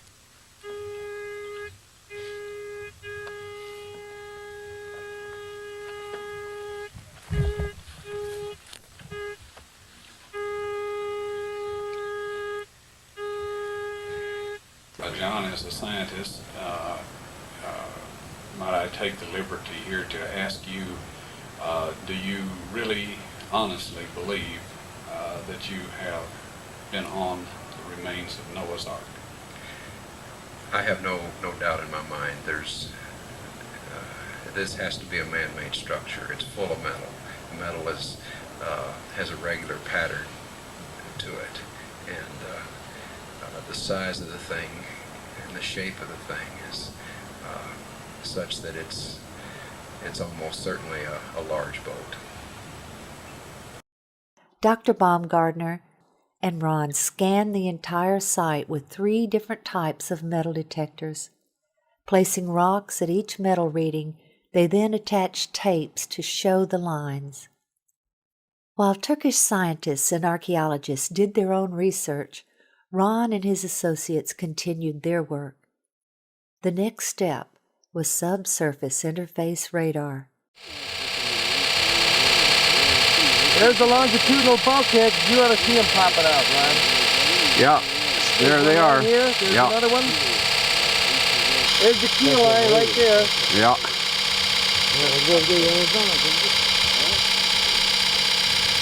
Oh, Ron, the lines are there! The lines are there! Okay, we're gonna walk over. Yeah, walk. Take a look. Leave it running so everybody knows that we're not cheating here, right? You got it, Cole. Okay, now this is the west bulkhead. Okay, can you look through there and... All right. This is the west bulkhead. All right. That was over there. And he walked easterly. Here we start getting the longitudinal bulkheads. Here, here, here, here, here, here, here, here. Okay. Here. You see there how it shows up? Right. The initial scans were very impressive, showing internal structure consistent with bulkheads and rooms. But to be sure they were interpreting the data correctly, Ron took the scan printouts to Geophysical Survey Systems, the developer and manufacturer of the radar. This data does not represent natural geology. It's a man-made structure. These reflections are occurring very periodic, too periodic to be random natural type interface. There was no longer any doubt that this was the remains of something man-made. In late 1986, the Turks announced their decision. The ceremony was set for June 1987. During that ceremony, the governor asked Ron to demonstrate the radar on site for the journalists and military officials. When Ron showed them a readout that he said looked like an intact timber, the governor then instructed a soldier to dig right there. What emerged was this petrified section of fossilized hand-wrought timber. Sectioning showed it to be laminated wood, 5 layers of timber glued together with pitch, clearly visible oozing from the end. It was tested at Galbraith Labs for organic carbon. The level of organic carbon was extremely high, thus proving this object was once living matter, consistent with wood. Using radar equipment, Ron Wyatt discovered an open cavity on the starboard side of the Ark. Utilizing a core drilling technique, he was able to gain access to the interior of the Ark. Stunning evidence was pulled from the belly of the ship. Using an improvised long rake device, petrified animal dung was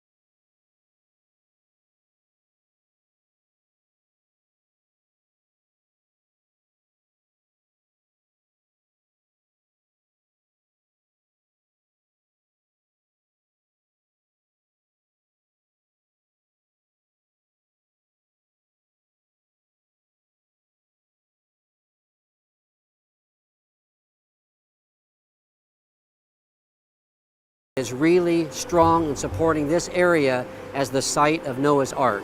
In this area have been found around 30 drogue and anchor stones. As mentioned earlier, these drogue and anchor stones were used as ship stabilizers to better withstand storms and cause drag, so ships weren't driven and tossed on the oceans. Found in this area are around 30 of these drogue and anchor stones. They are found scattered along a path running from west to east. It appears as the waters were receding from the great flood, the drogue stones began hitting the land under the water, and then they were cut loose. The remaining stones are generally in the area where the ark eventually came to rest. Many of these stones have holes carved in them for connecting ropes from the ark to the stones. Some of the holes have broken over the years in some of the stones. So on the tops of these stones, they had holes in them, and the ropes would go through those holes, and then they were attached to the ark. These drogue stones were continually used in ancient times after the flood and can be found in places like Israel and the Nile River in Egypt. So these drogue stones were something commonly used in ancient ship sailing, and they were used as ballast, they were used as stabilizers to keep the ship stable and to keep it headed into the waves so that it wasn't tossed to and fro on the oceans. These drogue stones are over 200 miles from the closest ocean and about 5,300 feet or 1,615 meters above sea level. They have no business being here other than that a huge ship like the Ark dropped them here. So they're a long ways from any water, and they have no business to be here other than that a large ship dropped them here. The numerous stones discovered near the Drupanar site are the largest ever discovered in the world. This would make sense as the ark was massive in size and would need extra large stones to stabilize it. Many of these stones have crosses carved on them from early Christians visiting this site, and others have crosses that are from the Crusader period from around 1200 AD. Some of the stones have 8 crosses on them, representing Noah and his family that were saved from the flood. Several of the stones have been used as grave markers as well. One of these stones has an ancient carving that appears to be the Tower of Babel.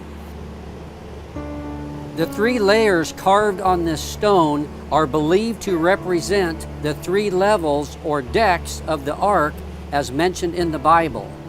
Another stone has unknown ancient writings on it that have yet to be interpreted and translated. All these carvings reveal that this site was venerated long ago and visited by religious people for thousands of years. Another large stone is believed to have been used as a sounding stone for measuring the depth of the water under the ark. In 1990, Ron performed what he called a mini excavation, where he took shovels and bent the blades into a giant razor. He and his associates then shaved off a very thin layer from one section, smoothing it to show the color difference between the structure members and the matrix.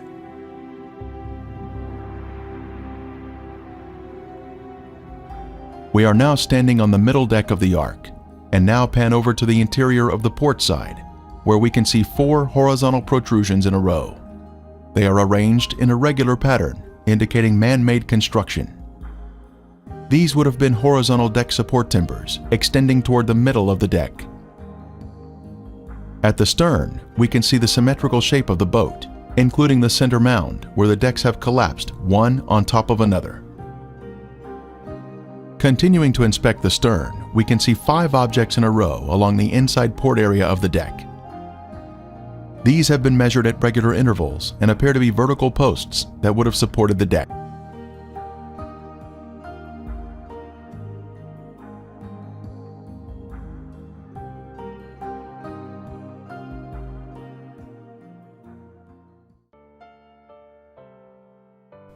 Resistivity imaging is complex and has improved greatly with the advent of more powerful computers and resistivity systems. Basically, an electrical charge is used to map underground features based on the electrical resistance of the objects under the earth. It took several days to complete the scans, and what the 3D images showed was consistent with that of a ship that had suffered a great deal of damage. After all, if it is Noah's Ark, as we all believe, it is the oldest man-made object on Earth and is impaled on a massive outcrop of rock. The scans clearly showed that this was not a natural object, and it looked like a massive shipwreck. Looking at the hull shape in 3 dimensions, the resistivity images showed that the front section, which lies beneath the ground, resembles the form of a ship, which is streamlined and with the shape of a deep hull design. The resistivity values of the material forming the hull are also the same above the ground as they are beneath. This indicates that the same material makes up the entire hull shape and that this material is relatively impermeable to water. It is a hard substance which has retained its shape. Around the edge of the site are features which Ron believed to be the ribs of the ship. The scans revealed even more encouraging evidence than we could have ever asked for. They showed that the material forming these ribs continued below the ground surface and curved underneath the vessel, just as a rib timber would be expected. The electrical resistivity of the material forming the rib was more resistive than the surrounding mud, and the level of resistivity did not appear to change with depth. Ron Wyatt used to point on the inner side of the ship's hull to a series of equally spaced protrusions which are projected at 90 degrees from the outer edge of the hull towards the inside of the ship. He believed these were deck joists which once held a floor or ceiling of some type. The scans revealed that these protrusions were of the same resistivity as the apparent rib material. They also revealed that they extended back into the hull and connected directly to the adjacent rib, exactly as Ron believed. In 2019, radar scans were again done, which we helped finance but were not present for. They also revealed the presence of straight lines, which were consistent with walls, and 90-degree lines consistent with being rooms. We believe this is a ship, a massive ship. It bears the shape of a ship and the features of a ship. It is 6,300 feet up in the mountains of Ararat. The internal features are exactly the dimensions given in the Bible using the ancient cubit of 20.6 inches, later called the Royal Egyptian Cubit.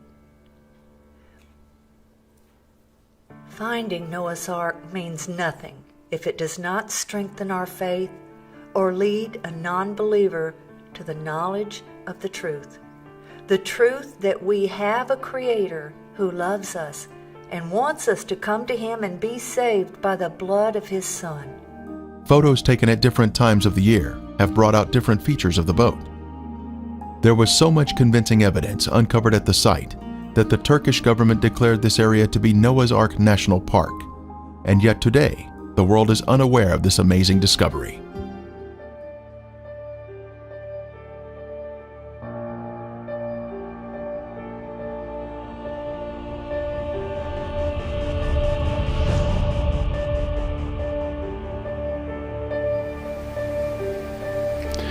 When I started praying that God would change me and do whatever was necessary in my life so that He could work in and through me to help others come to Him and be saved,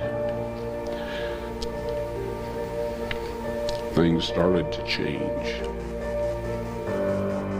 So, regardless of his doctrine, regardless of his denomination, regardless of how he viewed end-time prophecy, which is all completely different than mine,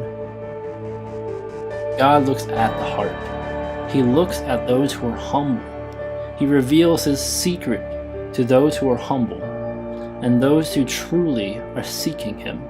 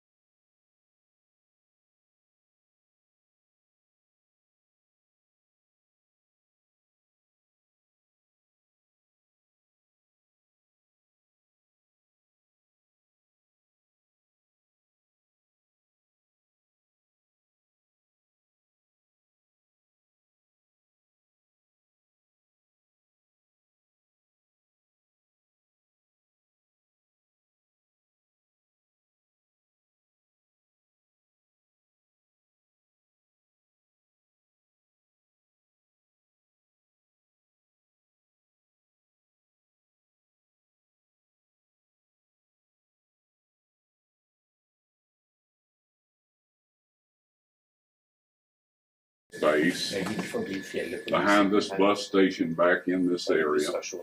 I was walking through there.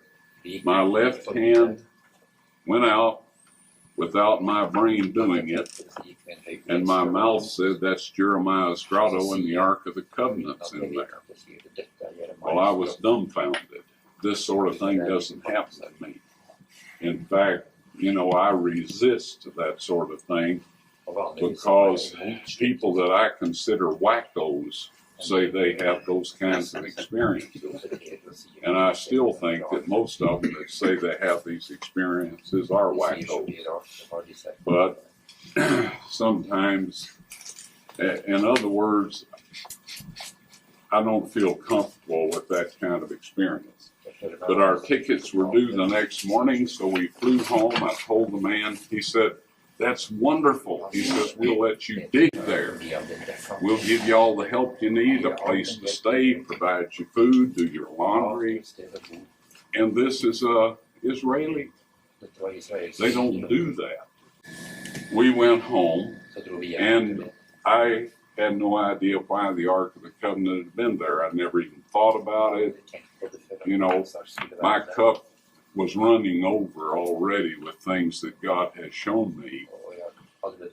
And so, I was not looking for anything else. So I went home, prayed, and asked the Lord to help me understand why the Ark of the Covenant might possibly be in that place. I was impressed to read the history of the conquest of Jerusalem. And in this 2 Kings chapter 25, it says that Nebuchadnezzar built forts against the city round about. That in modern language is a siege wall. Now this meant that nobody could take anything out of the city or bring anything in the city. So the Ark of the Covenant had to be hidden in the city, under the city, or inside the siege wall. All right? Well, we don't know for sure where the Babylonian siege wall was located, but we know where Titus's siege wall was located. All right? Catapults had the same range back in Nebuchadnezzar's time as they did in Titus's time. And they always built these siege walls out of range of the catapults that were defending the city. So we know where it had to have been. And from that siege wall, people could not observe, watchmen walking the wall, the siege wall, couldn't observe somebody bringing something out into that cliff over there. So I thought, okay, that makes it reasonable. We got ready, came back and started digging. January 1979. In January 6, 1982, at 2 o'clock in the afternoon, I found the Ark of the Covenant. All right, you would not believe the amount of stone and dirt and everything we had moved. The little Arab guy that was letting us eat at his restaurant, he was a full-grown man, but he's about that tall and small, petite. So as we went through this cave system, he would crawl into the chambers, and I'd give him a light, and he'd shine it around, and I'd peek through to see if it looked like anything in there. So we did this over and over, and we came to this one hole after we had, you wouldn't believe where all we had gone in that cave. And at this point in time, we had gone about 45 feet down and then back up. And here this hole was in the wall, about that big around, and there was a stalactite hanging right down the middle of it. It's the only stalactite I had seen in the cave that wasn't just little ones. This was a big one, and I have it in my collection of things. So I broke it off, made the hole big enough for him to get in, and he was crawling in there, and I started to hand him the light so he could do what we had been doing, several days. He came tearing out of there. His eyes were big as human eyes can get, and he said, "What's in there? What's in there? I'm not going back in there." And I said, "Well, what did you see?" He said, "I didn't see anything." And I thought, well, okay. Now, he had been in tighter places than that and had not responded that way. So I got this little beam of light, in a very dark place here. And I thought, that is divine terror. That's supernatural terror. So I figured that is either where the Ark of the Covenant is, or it's the way to get to it, one or the other. And God doesn't want this fella to know where it is. So anyway, he said, he just said, I must get out here. So off he went. So I made the hole big enough for me to get in. I got in there, and folks, it was full of rocks, bigger than these here, up to within 18 inches or so of the ceiling. If this young man hadn't been terrorized and come scooting out of there like he did, I would not have gone in that place. But who needs rocks? We've been moving thousands of them for 3 years. So anyway, I crawled in there with the flashlight, and I crawled around on top of the rocks, and I shined the light down between the cracks in the rock, and there a flat gold thing reflected back at me. So I moved over and shined down through another. There was 2 reflections, one here, one there, and one over here. So I knew it was a flat gold top. And I thought, the Ark of the Covenant. I forgot about the cherubims, sitting on top. They'd have been poking up through if that was the top of the mercy seat. But anyway, I started moving these rocks, and I stuck them everywhere I could. By the time I got down to that gold surface, I had them behind my shoulders, leaning back against them, and it was the table of showbread. Well, hey, that's not a bad thing, huh? But anyway, I was looking for the Ark of the Covenant, and it was only then that I took time to carefully examine the rest of the chamber. See, I had just crawled in, took a quick look, and started checking down under the rocks. So as I moved the flashlight along the wall, I saw a stone box sitting against the wall about this low, this much space between it and the ceiling. The lid was broke, slid around, and right above it was a crack with dark brown-looking material at the bottom on the bottom of this crack. And I was able to see the top of the lid of the box. On both sides of the broken pieces was more of this brown stuff.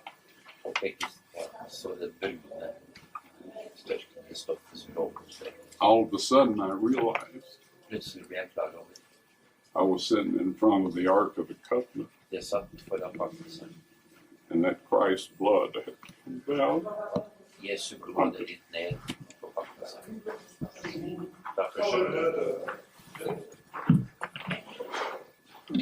I had never heard anybody preach anything about that sort of possibility. Never. And it was too much for me. When I regained consciousness and looked at my watch, again, 45 minutes had passed from the time I crawled in the chamber, because I figured I'd find the Ark of the Covenant in there. I wanted to know what time it was. So anyway, it was 2 o'clock when I entered the chamber. And after I regained consciousness, it was 2:45. I couldn't see down in there, but I knew what it was. Now, I'm not a body language expert, but this guy seems to be telling the truth. He seems to be recollecting real events by his hand movements and just by the way that he explains things. And I cut a lot of this out as well just to condense it for this video, but again, I'm going to be objective about this. My main point here is that he really does seem to be recalling events as he experienced them.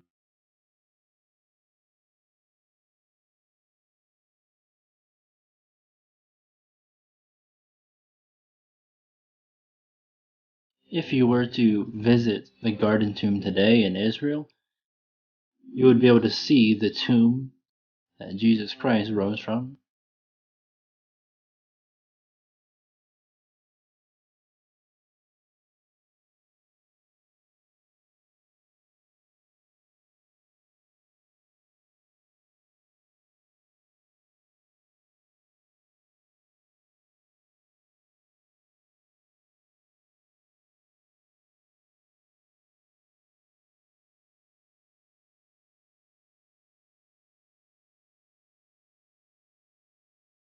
You can see the skull, where the Bible describes it as Skull Hill, Golgotha.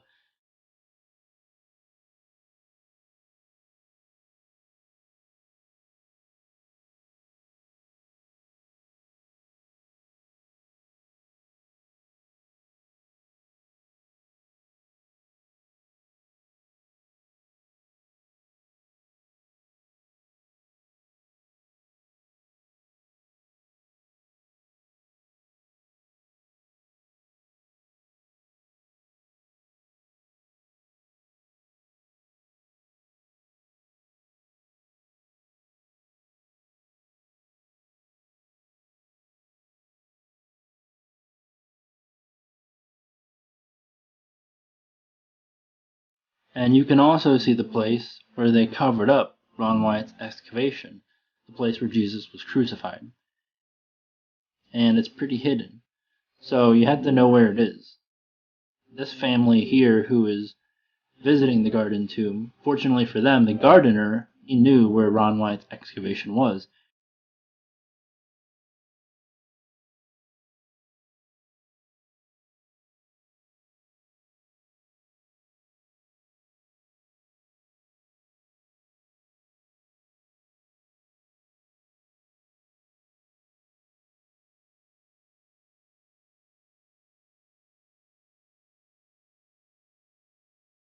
And then they met a guy who said some pretty interesting things. He was putting the puzzle pieces together and connecting the dots. So have a listen to what he has to say as well. Yeah, our prayer that we pray in the Lord's Prayer as in heaven, so on earth, this was God's desire, because he knew that we were slaves to sin. We were slaves to the slave owner at the time, and the slave owner had been, ownership had been given over to the devil. Well, when he actually was crucified, it was the innocent lamb, the lamb, the God that takes away the sin of the world. Well, it says that he took his blood into the heavenly holy of holies, but also as in earth, because it says there's three witnesses in the earth: the blood, the water, and the spirit. So the blood and the water came out of the side of Jesus. At the time of the crucifixion, there was a great earthquake, and the rocks were rent. And of course, you can see, if you go back there, you can see where they filled it in. But I can't, I saw it before it got filled in, and they literally filled in the cracks that came down through here. So you yourself saw. I saw it before they filled it in, and you can see it on the other side where they did fill it in. But the crack comes down here, and the crack came down, and it was right at the base of the cross.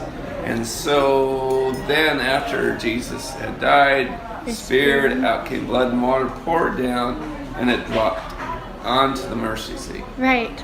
Exactly. So then, you've been to Zedekiah's tunnel or caves or whatever, and in there and everything?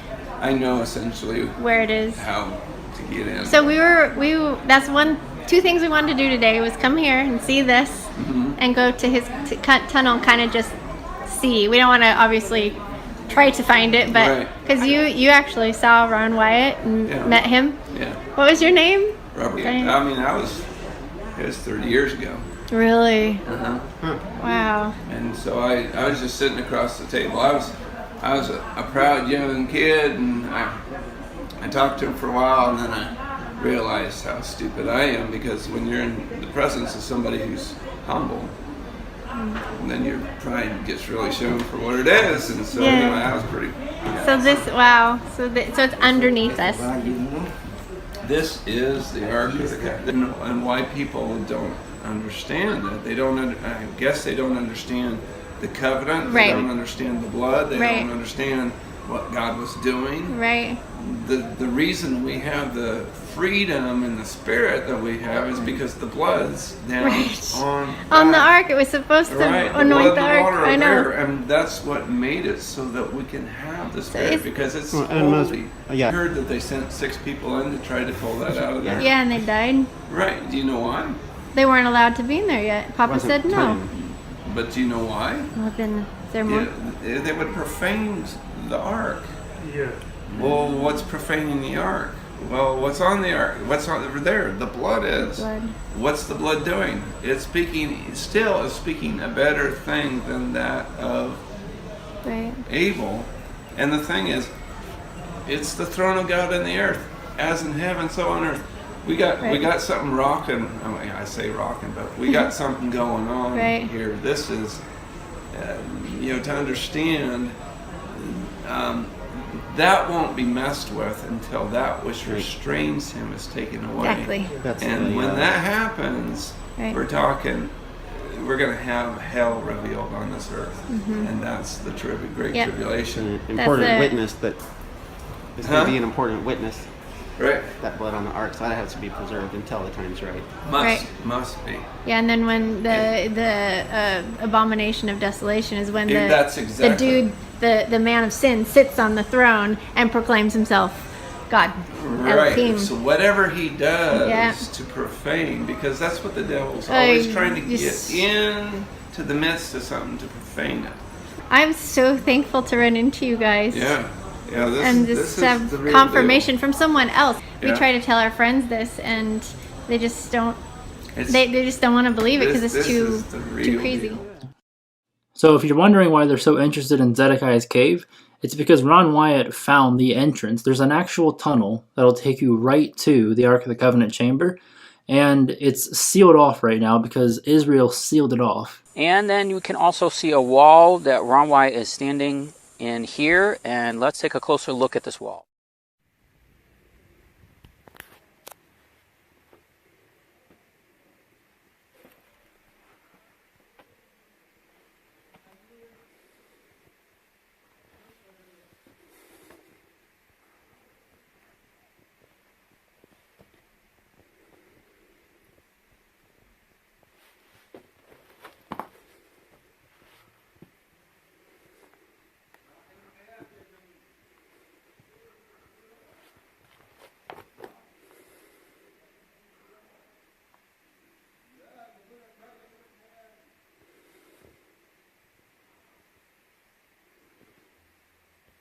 So I'm going to read from a book that was recently published with all of Ron Wyatt's discoveries and apparently on this gold detector test that they did at the Garden Tomb. In 2016, 36 tests were done using a directional metal detector in order to confirm the Ark of the Covenant. Prior to conducting these tests, the detector was tested to see if it could detect a gold coin about 15 feet away, and next to try and detect an 8-inch 18-karat gold chain about 10 feet away. In both cases, the detector pointed to these objects without failure. Over the course of several days, the detector was used in front of the cutouts in the rock of the crucifixion site of Christ that we had mentioned earlier. Below this area should be the Ark of the Covenant. But could a detector pick up a reading for gold and the Ark at a depth of 50 feet? Tests were done in front of the rock escarpment about 20 feet away, then at 45-degree angles, then over to each side. In every test result, the detector pointed to the correct location of the Ark. After receiving these readings, the detector was positioned over the spot that should be the center of where the detector had been pointing. When placed over this spot, the detector began to spin, meaning the gold is directly below. This was still another confirmation. When moved away from this spot several feet, it would point back to where the Ark should be. It repeated this time after time without failure. The idea then came that the detector should get a real workout. How about trying it from 65 and 100 feet, respectively, from 3 different directions? Could the detector still find the Ark? First, it was positioned at the overlook for Skull Hill, that is a raised platform at about 100 feet from where the Ark should be. Amazingly, it once again pointed to the Ark. Next, it was positioned 65 feet directly out from the rock face, and once again it pointed to the Ark. Finally, it was positioned 100 feet toward the entrance to the Garden Tomb grounds, and once again it pointed to the Ark. In order to get these long-distance test results, there would have to be a large amount of gold in that location. All in all, there were 36 test results. Every test that was done with the detector confirmed there was gold in the direction of the Ark as reported by the late Ron Wyatt. There were no tests that contradicted this site. End quote.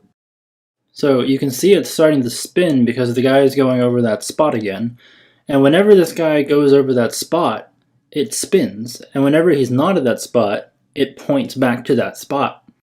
Now, I have to admit, this was one of the most difficult things to research out of all the stuff that I've looked into when it comes to Ron Wyatt, because these metal detectors, or as they're more properly known as frequency detectors, have a lot of fake scam versions floating around on the internet. And it was very difficult to determine if this is actually something that could possibly be real at all. And once I asked my wife, she looked into it, she actually found out that these things can be real. It's just really rare because people are not looking for giant amounts of gold like this thing would find. If you're gonna find a random piece of gold underground, you're not gonna, like, where are you gonna look? This thing is not gonna work very well for finding a little piece of gold that's buried into the ground like most people are gonna randomly find, if they find anything at all. I mean, the device itself, these devices cost a lot of money, the real ones, and if you spend that much money and you actually end up finding something as well, like, those two things might be kind of hard to put together because of just the statistical likelihood of you just walking around and finding a gold watch buried into the ground or something is just so rare that the reports of success are just nowhere to be found. So anyways, that's how the market kind of works for this item, but there are real ones, as you can see in this video. This is the video that my wife found from a channel where the guy can actually build the thing himself, it seems. He demonstrates how the detector will always point back to the gold coins, and then it'll start spinning once it's above it, just like in the Ark of the Covenant video. Notice how when he pulls the device back away from the coins, it stops spinning and it starts pointing. But when he gets closer to the coins, it starts to spin again because it's right over the top of the coins. It's right over the top of the gold. So it's not the same model, but it's the same system. It's the same type of thing. You can look as much as you want, you'll never be able to find that model that they use for the Ark of the Covenant. online because it's not even sold online. Because the people who are actually using these things, they don't go on the internet to buy them. They buy them in person where it can actually be demonstrated that they work. This whole time it was spinning was right over the top of the coins that he planted there. This shows that this type of device is real and it does work. And I do believe this is a very strong confirmation that there is a massive amount of gold below the site where Ron White claimed the Ark of the Covenant to be. Now, there's more.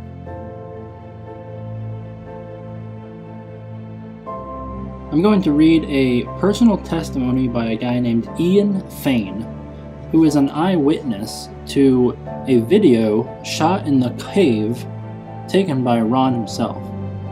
So let me just start reading. This is, by the way, from an email correspondence that he had made with arcadiscovery.com. This may be an appropriate time to mention publicly that I and several other Christians have watched with our own eyes a video which Ron shot inside the cave before the furniture was rearranged. The crack in the roof was clearly visible with the blood still on it. The table was there in close-up, and many piles of skins. The Ark was there, but was covered by a brilliant white light which hid it from the camera as Ron panned around the cave. To the best of my knowledge, there is only one copy of it in existence, Ron's original, and it's not in America now. It's in a safe place of the Lord's own choosing, to which I once took Aaron Sen, who has met the keeper but has not viewed the tape. I was an eyewitness of Ron's tape of the inside of the cave. I wasn't with him when he shot it, but I saw the tape not very long afterwards. Ron himself was keen that the tape should be seen widely. Events turned out otherwise, however. But for what it's worth, I'm happy to answer any questions I can about the tape and what I saw on it. I last viewed it some years ago and my visual memory is not great.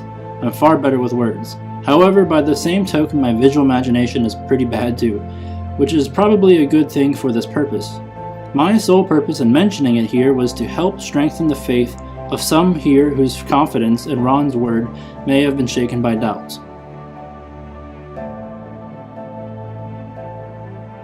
How long is the videotape? The section shot inside the cave was part of a longer tape, most of which contained other less dramatic stuff. I'd say there were several minutes of material shot inside the cave. What quality is it? Shaky, steady, on a tripod, in color? Steady and in color. From what I can recall, I'd say it was almost certainly shot using a tripod and a single camera light, which Ron moved about in between shots from one part of the cave to another so as to get pictures of the contents from different angles. What type of lighting used? Good quality or poor? Grainy footage or clear? Single light fixed to the camera. As Ron panned around the cave, the light moved with the camera. Off-center, the edges of the frame were quite dark. The tape was free from grain, but the color balance was not great. I suppose it was NTSC, which in the days when I was a videotape engineer, we used to say stood for never the same color twice. Did you see any angels on the tape? No. Was there a timestamp on the tape itself that was displayed on the screen? Not that I recall there wasn't. How long ago did you see it? Pass. That information might assist those who want to find the tape. Have you ever talked to Ron about the tape? If so, what did he say? I never talked to him specifically about the tape. I did ask him questions about the Ark, about the tables of stone, and about the Book of the Law. I assumed at the time that everybody who knew anything of Ron's work had seen this tape along with all his other material. It was only when Bill Fry intercepted a post of mine to this list that I realized that this was not so. Even Bill hadn't seen it. The persons who have the tape, are they waiting for the right time to release it? Did Ron give it to him, her, them, or what's the reason for them holding it back? Same answer as to the previous question, I'm afraid. Sorry. From your perspective, is this the tape where Ron took out the tables of stone? Was this before or after the event if it's not the same footage? No, it's an earlier tape. Neither Ron nor the tables appeared on the tape I saw. How many people were with you when you viewed it, and where did this occur? Australia? Only one person viewed it simultaneously with me, but several others had seen it just a few days previously. One has since gone to be with the Lord, but the others are still alive. The country name is under wraps, as per Q5. Does Ron say anything on the tape? If so, what does he say? No, Ron was the cameraman, but he didn't appear in front of the camera, and I don't recall his giving any verbal commentary on the sequence inside the cave. What does the table of showbread look like? To be honest, it looked dark bronze, but I suppose that was the effect of the camera light, which probably had a predominantly blue spectrum. The table was rectangular and had a raised decorative border a few inches high running all around the top, which what I took to be cast pomegranates at regular intervals. The cave sequence opened with a close-up shot of one corner of the table, showing some fine workmanship in its making. Did you see the 7-branch candlestick, and if so, what did it look like? No, I was consciously looking for it, but I didn't see it. Everybody asked this question. It's the most popular question after the Ark itself. You said you saw the skins piled up in a corner? They weren't piled in a corner. They were heaped everywhere, all over the floor and everything else, lots of them. What conditions were they in? I don't recall any close-ups of the coverings, but the general impression was one of gray dustiness. They were folded up as you would fold a lot of blankets, and some were obviously covering large objects underneath. The menorah may have been on its side under them. Did you see any other object in the cave, and if so, what were they? At the time, I thought this tape was going on general release, and that I'd be getting a copy sometime, so I didn't make any mental notes.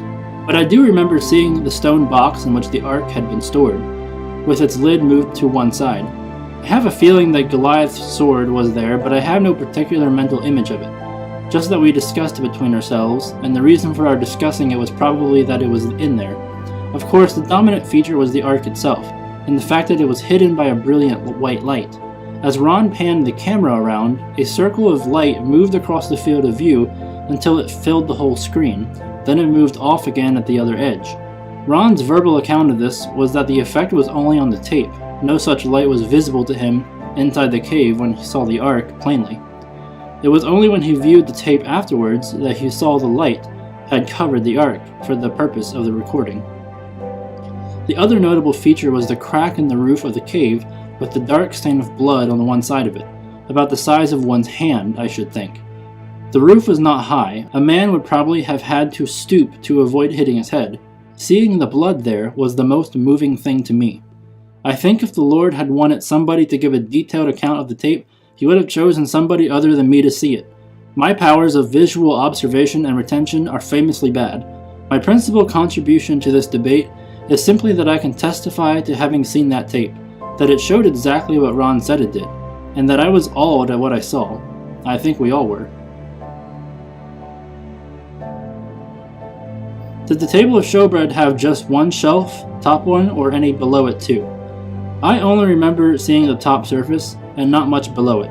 I think it was perhaps partially covered by skins, but it was quite a while ago, and as I mentioned earlier, my visual memory is really terrible. How close to the ceiling was the Ark of the Covenant stone case?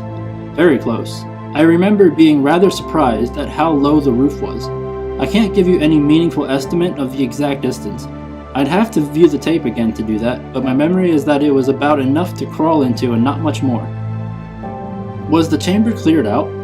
Like, was Ron shooting the video from the floor of the chamber, or was he standing on stones, or what? You said he was close to the ceiling. Any thoughts on how close? The chamber was certainly not cleared out. In fact, apart from things like the lid of the stone box, it looked as though nobody had been in there for centuries, as I suppose they hadn't. The place looked like a lumber room, with things everywhere all over the floor, and of course all those heaps of skins, so that you would have to clamber over one thing to look at the next. Ron was about my height, 6 foot, and I'd reckon I'd have to stoop in there, but I think the camera was a foot or more so below head height. Was the stone case that held the Ark in the middle of the chamber, or up against one of the sides? From the opening shot, it was on the right-hand side at the back. If the camera was central, that is, but what with there being so many objects in there, only those in front of the camera being illuminated, and the light in front of the Ark disorienting things a bit, I couldn't swear to it. However, my memory is certainly that it wasn't in the center of the cave. I think it was close to a wall at the back. Did you see any openings into the chamber, or the shape of the chamber? No, because of the limited lighting, that wasn't possible. Did it look like a high 8 video or something older? Actually, it didn't look too bad, all things considered. It was a difficult situation for an amateur shoot. I was never into amateur video. I worked with B&W 1-inch tape and 12-inch reels, so I couldn't guess which system it was. The picture quality seemed rather better than some of Ron's other stuff though, so maybe he had taken particular care to get a hold of a good camera. Does the keeper of the video still have the tape? I guess he certainly could, but amazing as it sounds to us here, he has forgotten the cave sequence completely. As Aaron's son and I discovered when we called upon him for the express purpose of having a look at it, in Aaron's case for the first time. Now in the context of our uneventful little lives, that sounds hard to believe, that anybody to whom these things mean so much could actually forget such a unique thing in his possession. This man is a spirit-filled believer in the Lord and is deeply appreciative of the significance of these matters. He supported Ron and contributed significantly to Ron's work, so he isn't ignorant, but he is a man to whom strange and sometimes dangerous things just happen. The same was true of his father, so it runs in the family. I have said sometimes that if and when World War III breaks out, it will be 6 feet away from where this man happens to be standing at that moment, a bit like being the guy who happened to be standing next to Crown Prince Ferdinand when he was shot in 1914. This man has about a dozen of Ron's tapes, but he has not sat down and cataloged them, and to do so would necessarily take up a fair bit of time. His wife, too, is the CEO of a multi-million-dollar business. I hope I have given you something of the picture. People like this do not sit around in the evenings flicking through the TV channels. They live very full and sometimes dangerous lives. But for all that, it would be hard to think of a more suitable man to be keeper of something like this. He is completely fearless, and he is very well aware of what is going on in the world behind the scenes. His friends and contacts are too.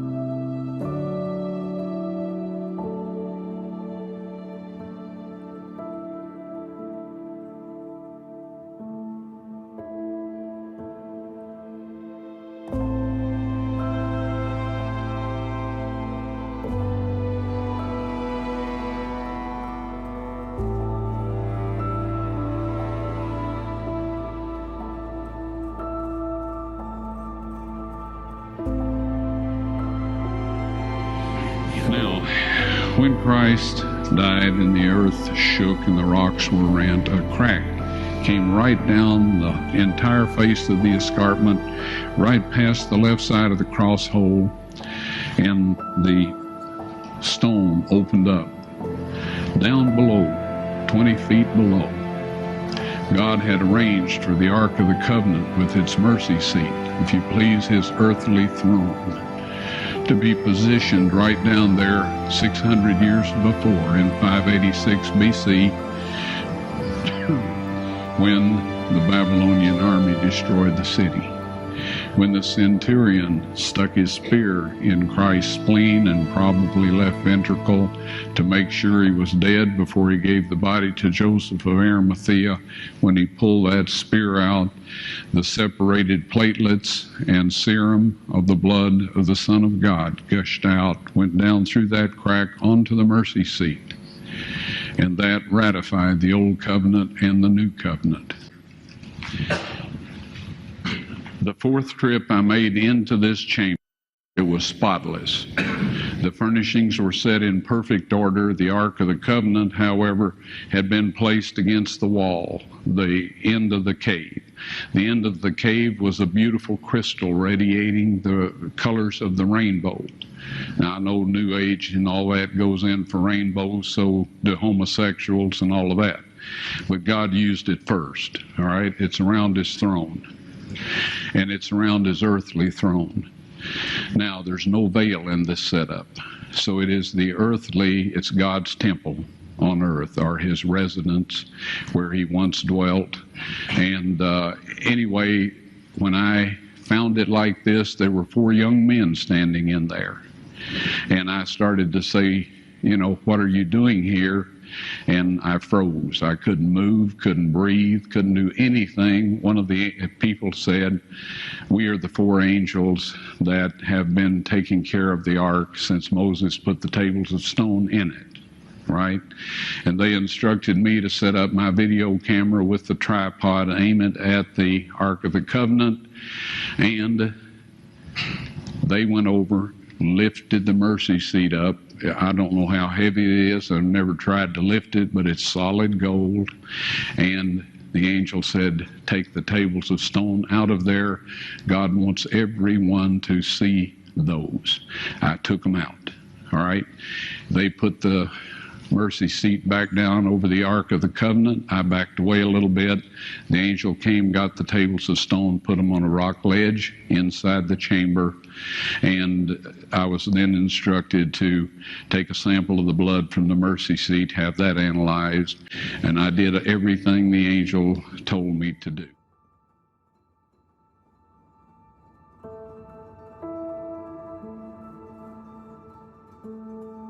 My question is that you said that you had the blood of our Lord examined by the Israelis. That's correct. What was their determination of that?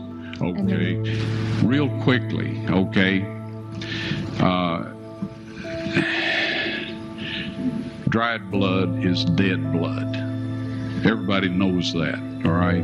They can test the blood of the pharaohs, the mummies of the pharaohs, all right? There's certain things they can do. They cannot get a chromosome count by any method I'm familiar with, all right? Things keep changing. I don't profess to know everything. However, there's no way I know that you can get a chromosome count out of dead blood. You can get a DNA and some other things, but not a chromosome count, all right? That's done by living white blood cells. Now then, first of all, in this analysis, I took the blood into a laboratory in Israel. I asked one of the people I work with in antiquities, where is a good laboratory that does reliable work? And they said, such and such, such and such. I took it. I just said, please examine this blood and tell me what you can tell me about it. All right? They said, well, look, we're going to reconstitute it. We're going to put it in normal saline and keep it at body temperature for 72 hours with gentle swirling. All right, that's their business. That's great. I said, now I want to be there when you check it out. They said, fine. So I was back. They checked it out. I said, now, they said it's human blood. We can tell that. They did whatever tests they need to do. And then I said, take some of the white blood cells and put them in a growth medium and keep them at body temperature for 48 hours. And they said, well, that'll do no good because it's dead blood. I said, would you please do that for me? And they said, okay, we'll do it. So anyway, I said, I want to be there when you take it out and examine it. So I was back there. They took it out, examined it under a microscope, and the one technician called the other one over there, and then they called the boss over there, and they were talking Hebrew a mile a minute there for a little bit, and they looked at me and they said, Mr. Wyatt, this human blood only has 24 chromosomes in it. Everybody else has 46. You see, 23 from your mother, 23 from your father, 22 autosomes from your mother, 22 autosomes from your father. You get an X from your mother, you may get an X or a Y from your father, all right? This blood had 23 chromosomes from the mother's side, one Y chromosome only. You see, the child could not have developed if they hadn't had the autosomes from the mother. So all of his physical characteristics were determined by his mother's side of the family, her autosomes. His maleness was determined by this one Y that came from a source, not a human male. Then they said, this blood is alive. And then they said, whose blood is this?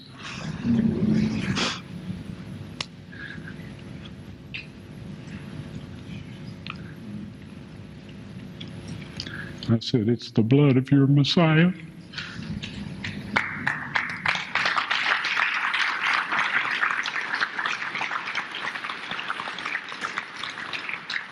And I assure you, those men's lives have changed. In God's appointed time, you will be able to see the proof for yourself. Now, a lot of people who see this will, out of emotion, say, yes, he has to be telling the truth. And I do think he is telling the truth.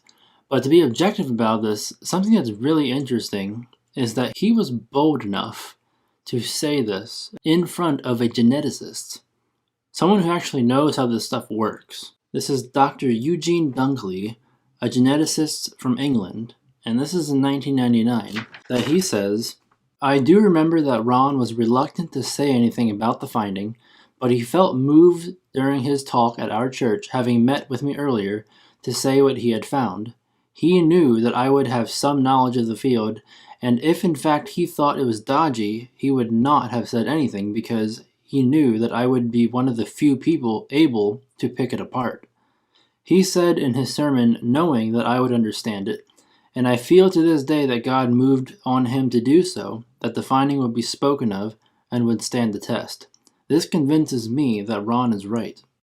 This geneticist, after hearing Ron go through those details, and those details, that process of gentle swirling and reconstituting the blood or whatever he said, who's going to make that up and fool a geneticist? Now, what's also interesting, and then this is pretty much one of the last things I'm going to talk about in regards to Ron Wyatt, and then we're going to get back into the Bible. Two people who knew Ron Wyatt, they figured out the lab where he got this tested at. And they went to that lab with a letter from that geneticist asking to see these tests. Let me read this to you. My understanding hopefully will not add to the confusion, as Bill Fry and I did follow up at what we believed was the testing facility in Jerusalem around 2003. There was a particular gentleman in Jerusalem that we knew worked with Wyatt. We would not divulge his name as we do not want 10K people calling on him, that provided him with information regarding a testing facility. We had come to Jerusalem with a letter from a Dr. Eugene Dunkley, who was as well interested in reviewing the test results. At the facility, which shall also remain anonymous for the same reasons, we were confronted with an eerie silence. Bill and I both noticed, from the nonverbal communication, that no one dared to speak to us concerning the supposed testing. You know how when you confront your kids about something they've done, and they give you that look, guilty as charged, with not a word spoken? We knew, someone there knew something, but nobody dared say a word. These two people who worked with Ron Wyatt closely, with a letter from the geneticist, went to this lab in Israel asking about this blood test, and they got awkward silence. Like these people knew what they were talking about, but they weren't allowed to say anything. There's just a whole bunch of things that kind of add to the conclusion that he was probably telling the truth. I believe he was telling the truth for the most part. There's one thing that Ron Wyatt said inconsistently, and this is the one part of him where I do not believe he was being honest 100%. Because if you go through his speeches and where he went to different churches and gave his talks, his story was always consistent. And that's one thing about liars, you can figure out if they're lying because their story always changes. Well, his story always stayed the same, except one particular detail. And that was, he claimed that the angels, one of the angels, when they were talking to him in the fourth visit when he went, said that all of this would be revealed when the mark of the beast laws are enforced. Well, that's what he would say if you were not a Seventh-day Adventist church. If you were a Seventh-day Adventist church, he would say when the Sunday laws are enforced. Now, I had to really dig into this and find out what the angel actually said, or what he claimed the angel actually said. And on his deathbed, he was talking to a Seventh-day Adventist, and he said on his deathbed, the angel specifically said the Sunday law. Now, this is one part of Ron's testimony that I believe he was being dishonest about, because his story kept changing. if the angel told him it was the Sunday law, then why would he basically change the word of God from that point to make it fit the mark of the beast law for other people in other churches? Because what he would say to people is that you're not ready to hear about that yet. You're not ready for that information yet. He would say that to people who are not Seventh-day Adventists. I believe his doctrine got in the way of his honesty. And I'm not sure if the angel said something about the mark of the beast. I'm not sure if he said anything about that at all, but whatever it was, Ron Wyatt was not being 100% honest because he always changed this particular detail. And this was the only detail that he changed. And again, nobody's perfect. Even what I'm telling you right now, like, I could be wrong myself.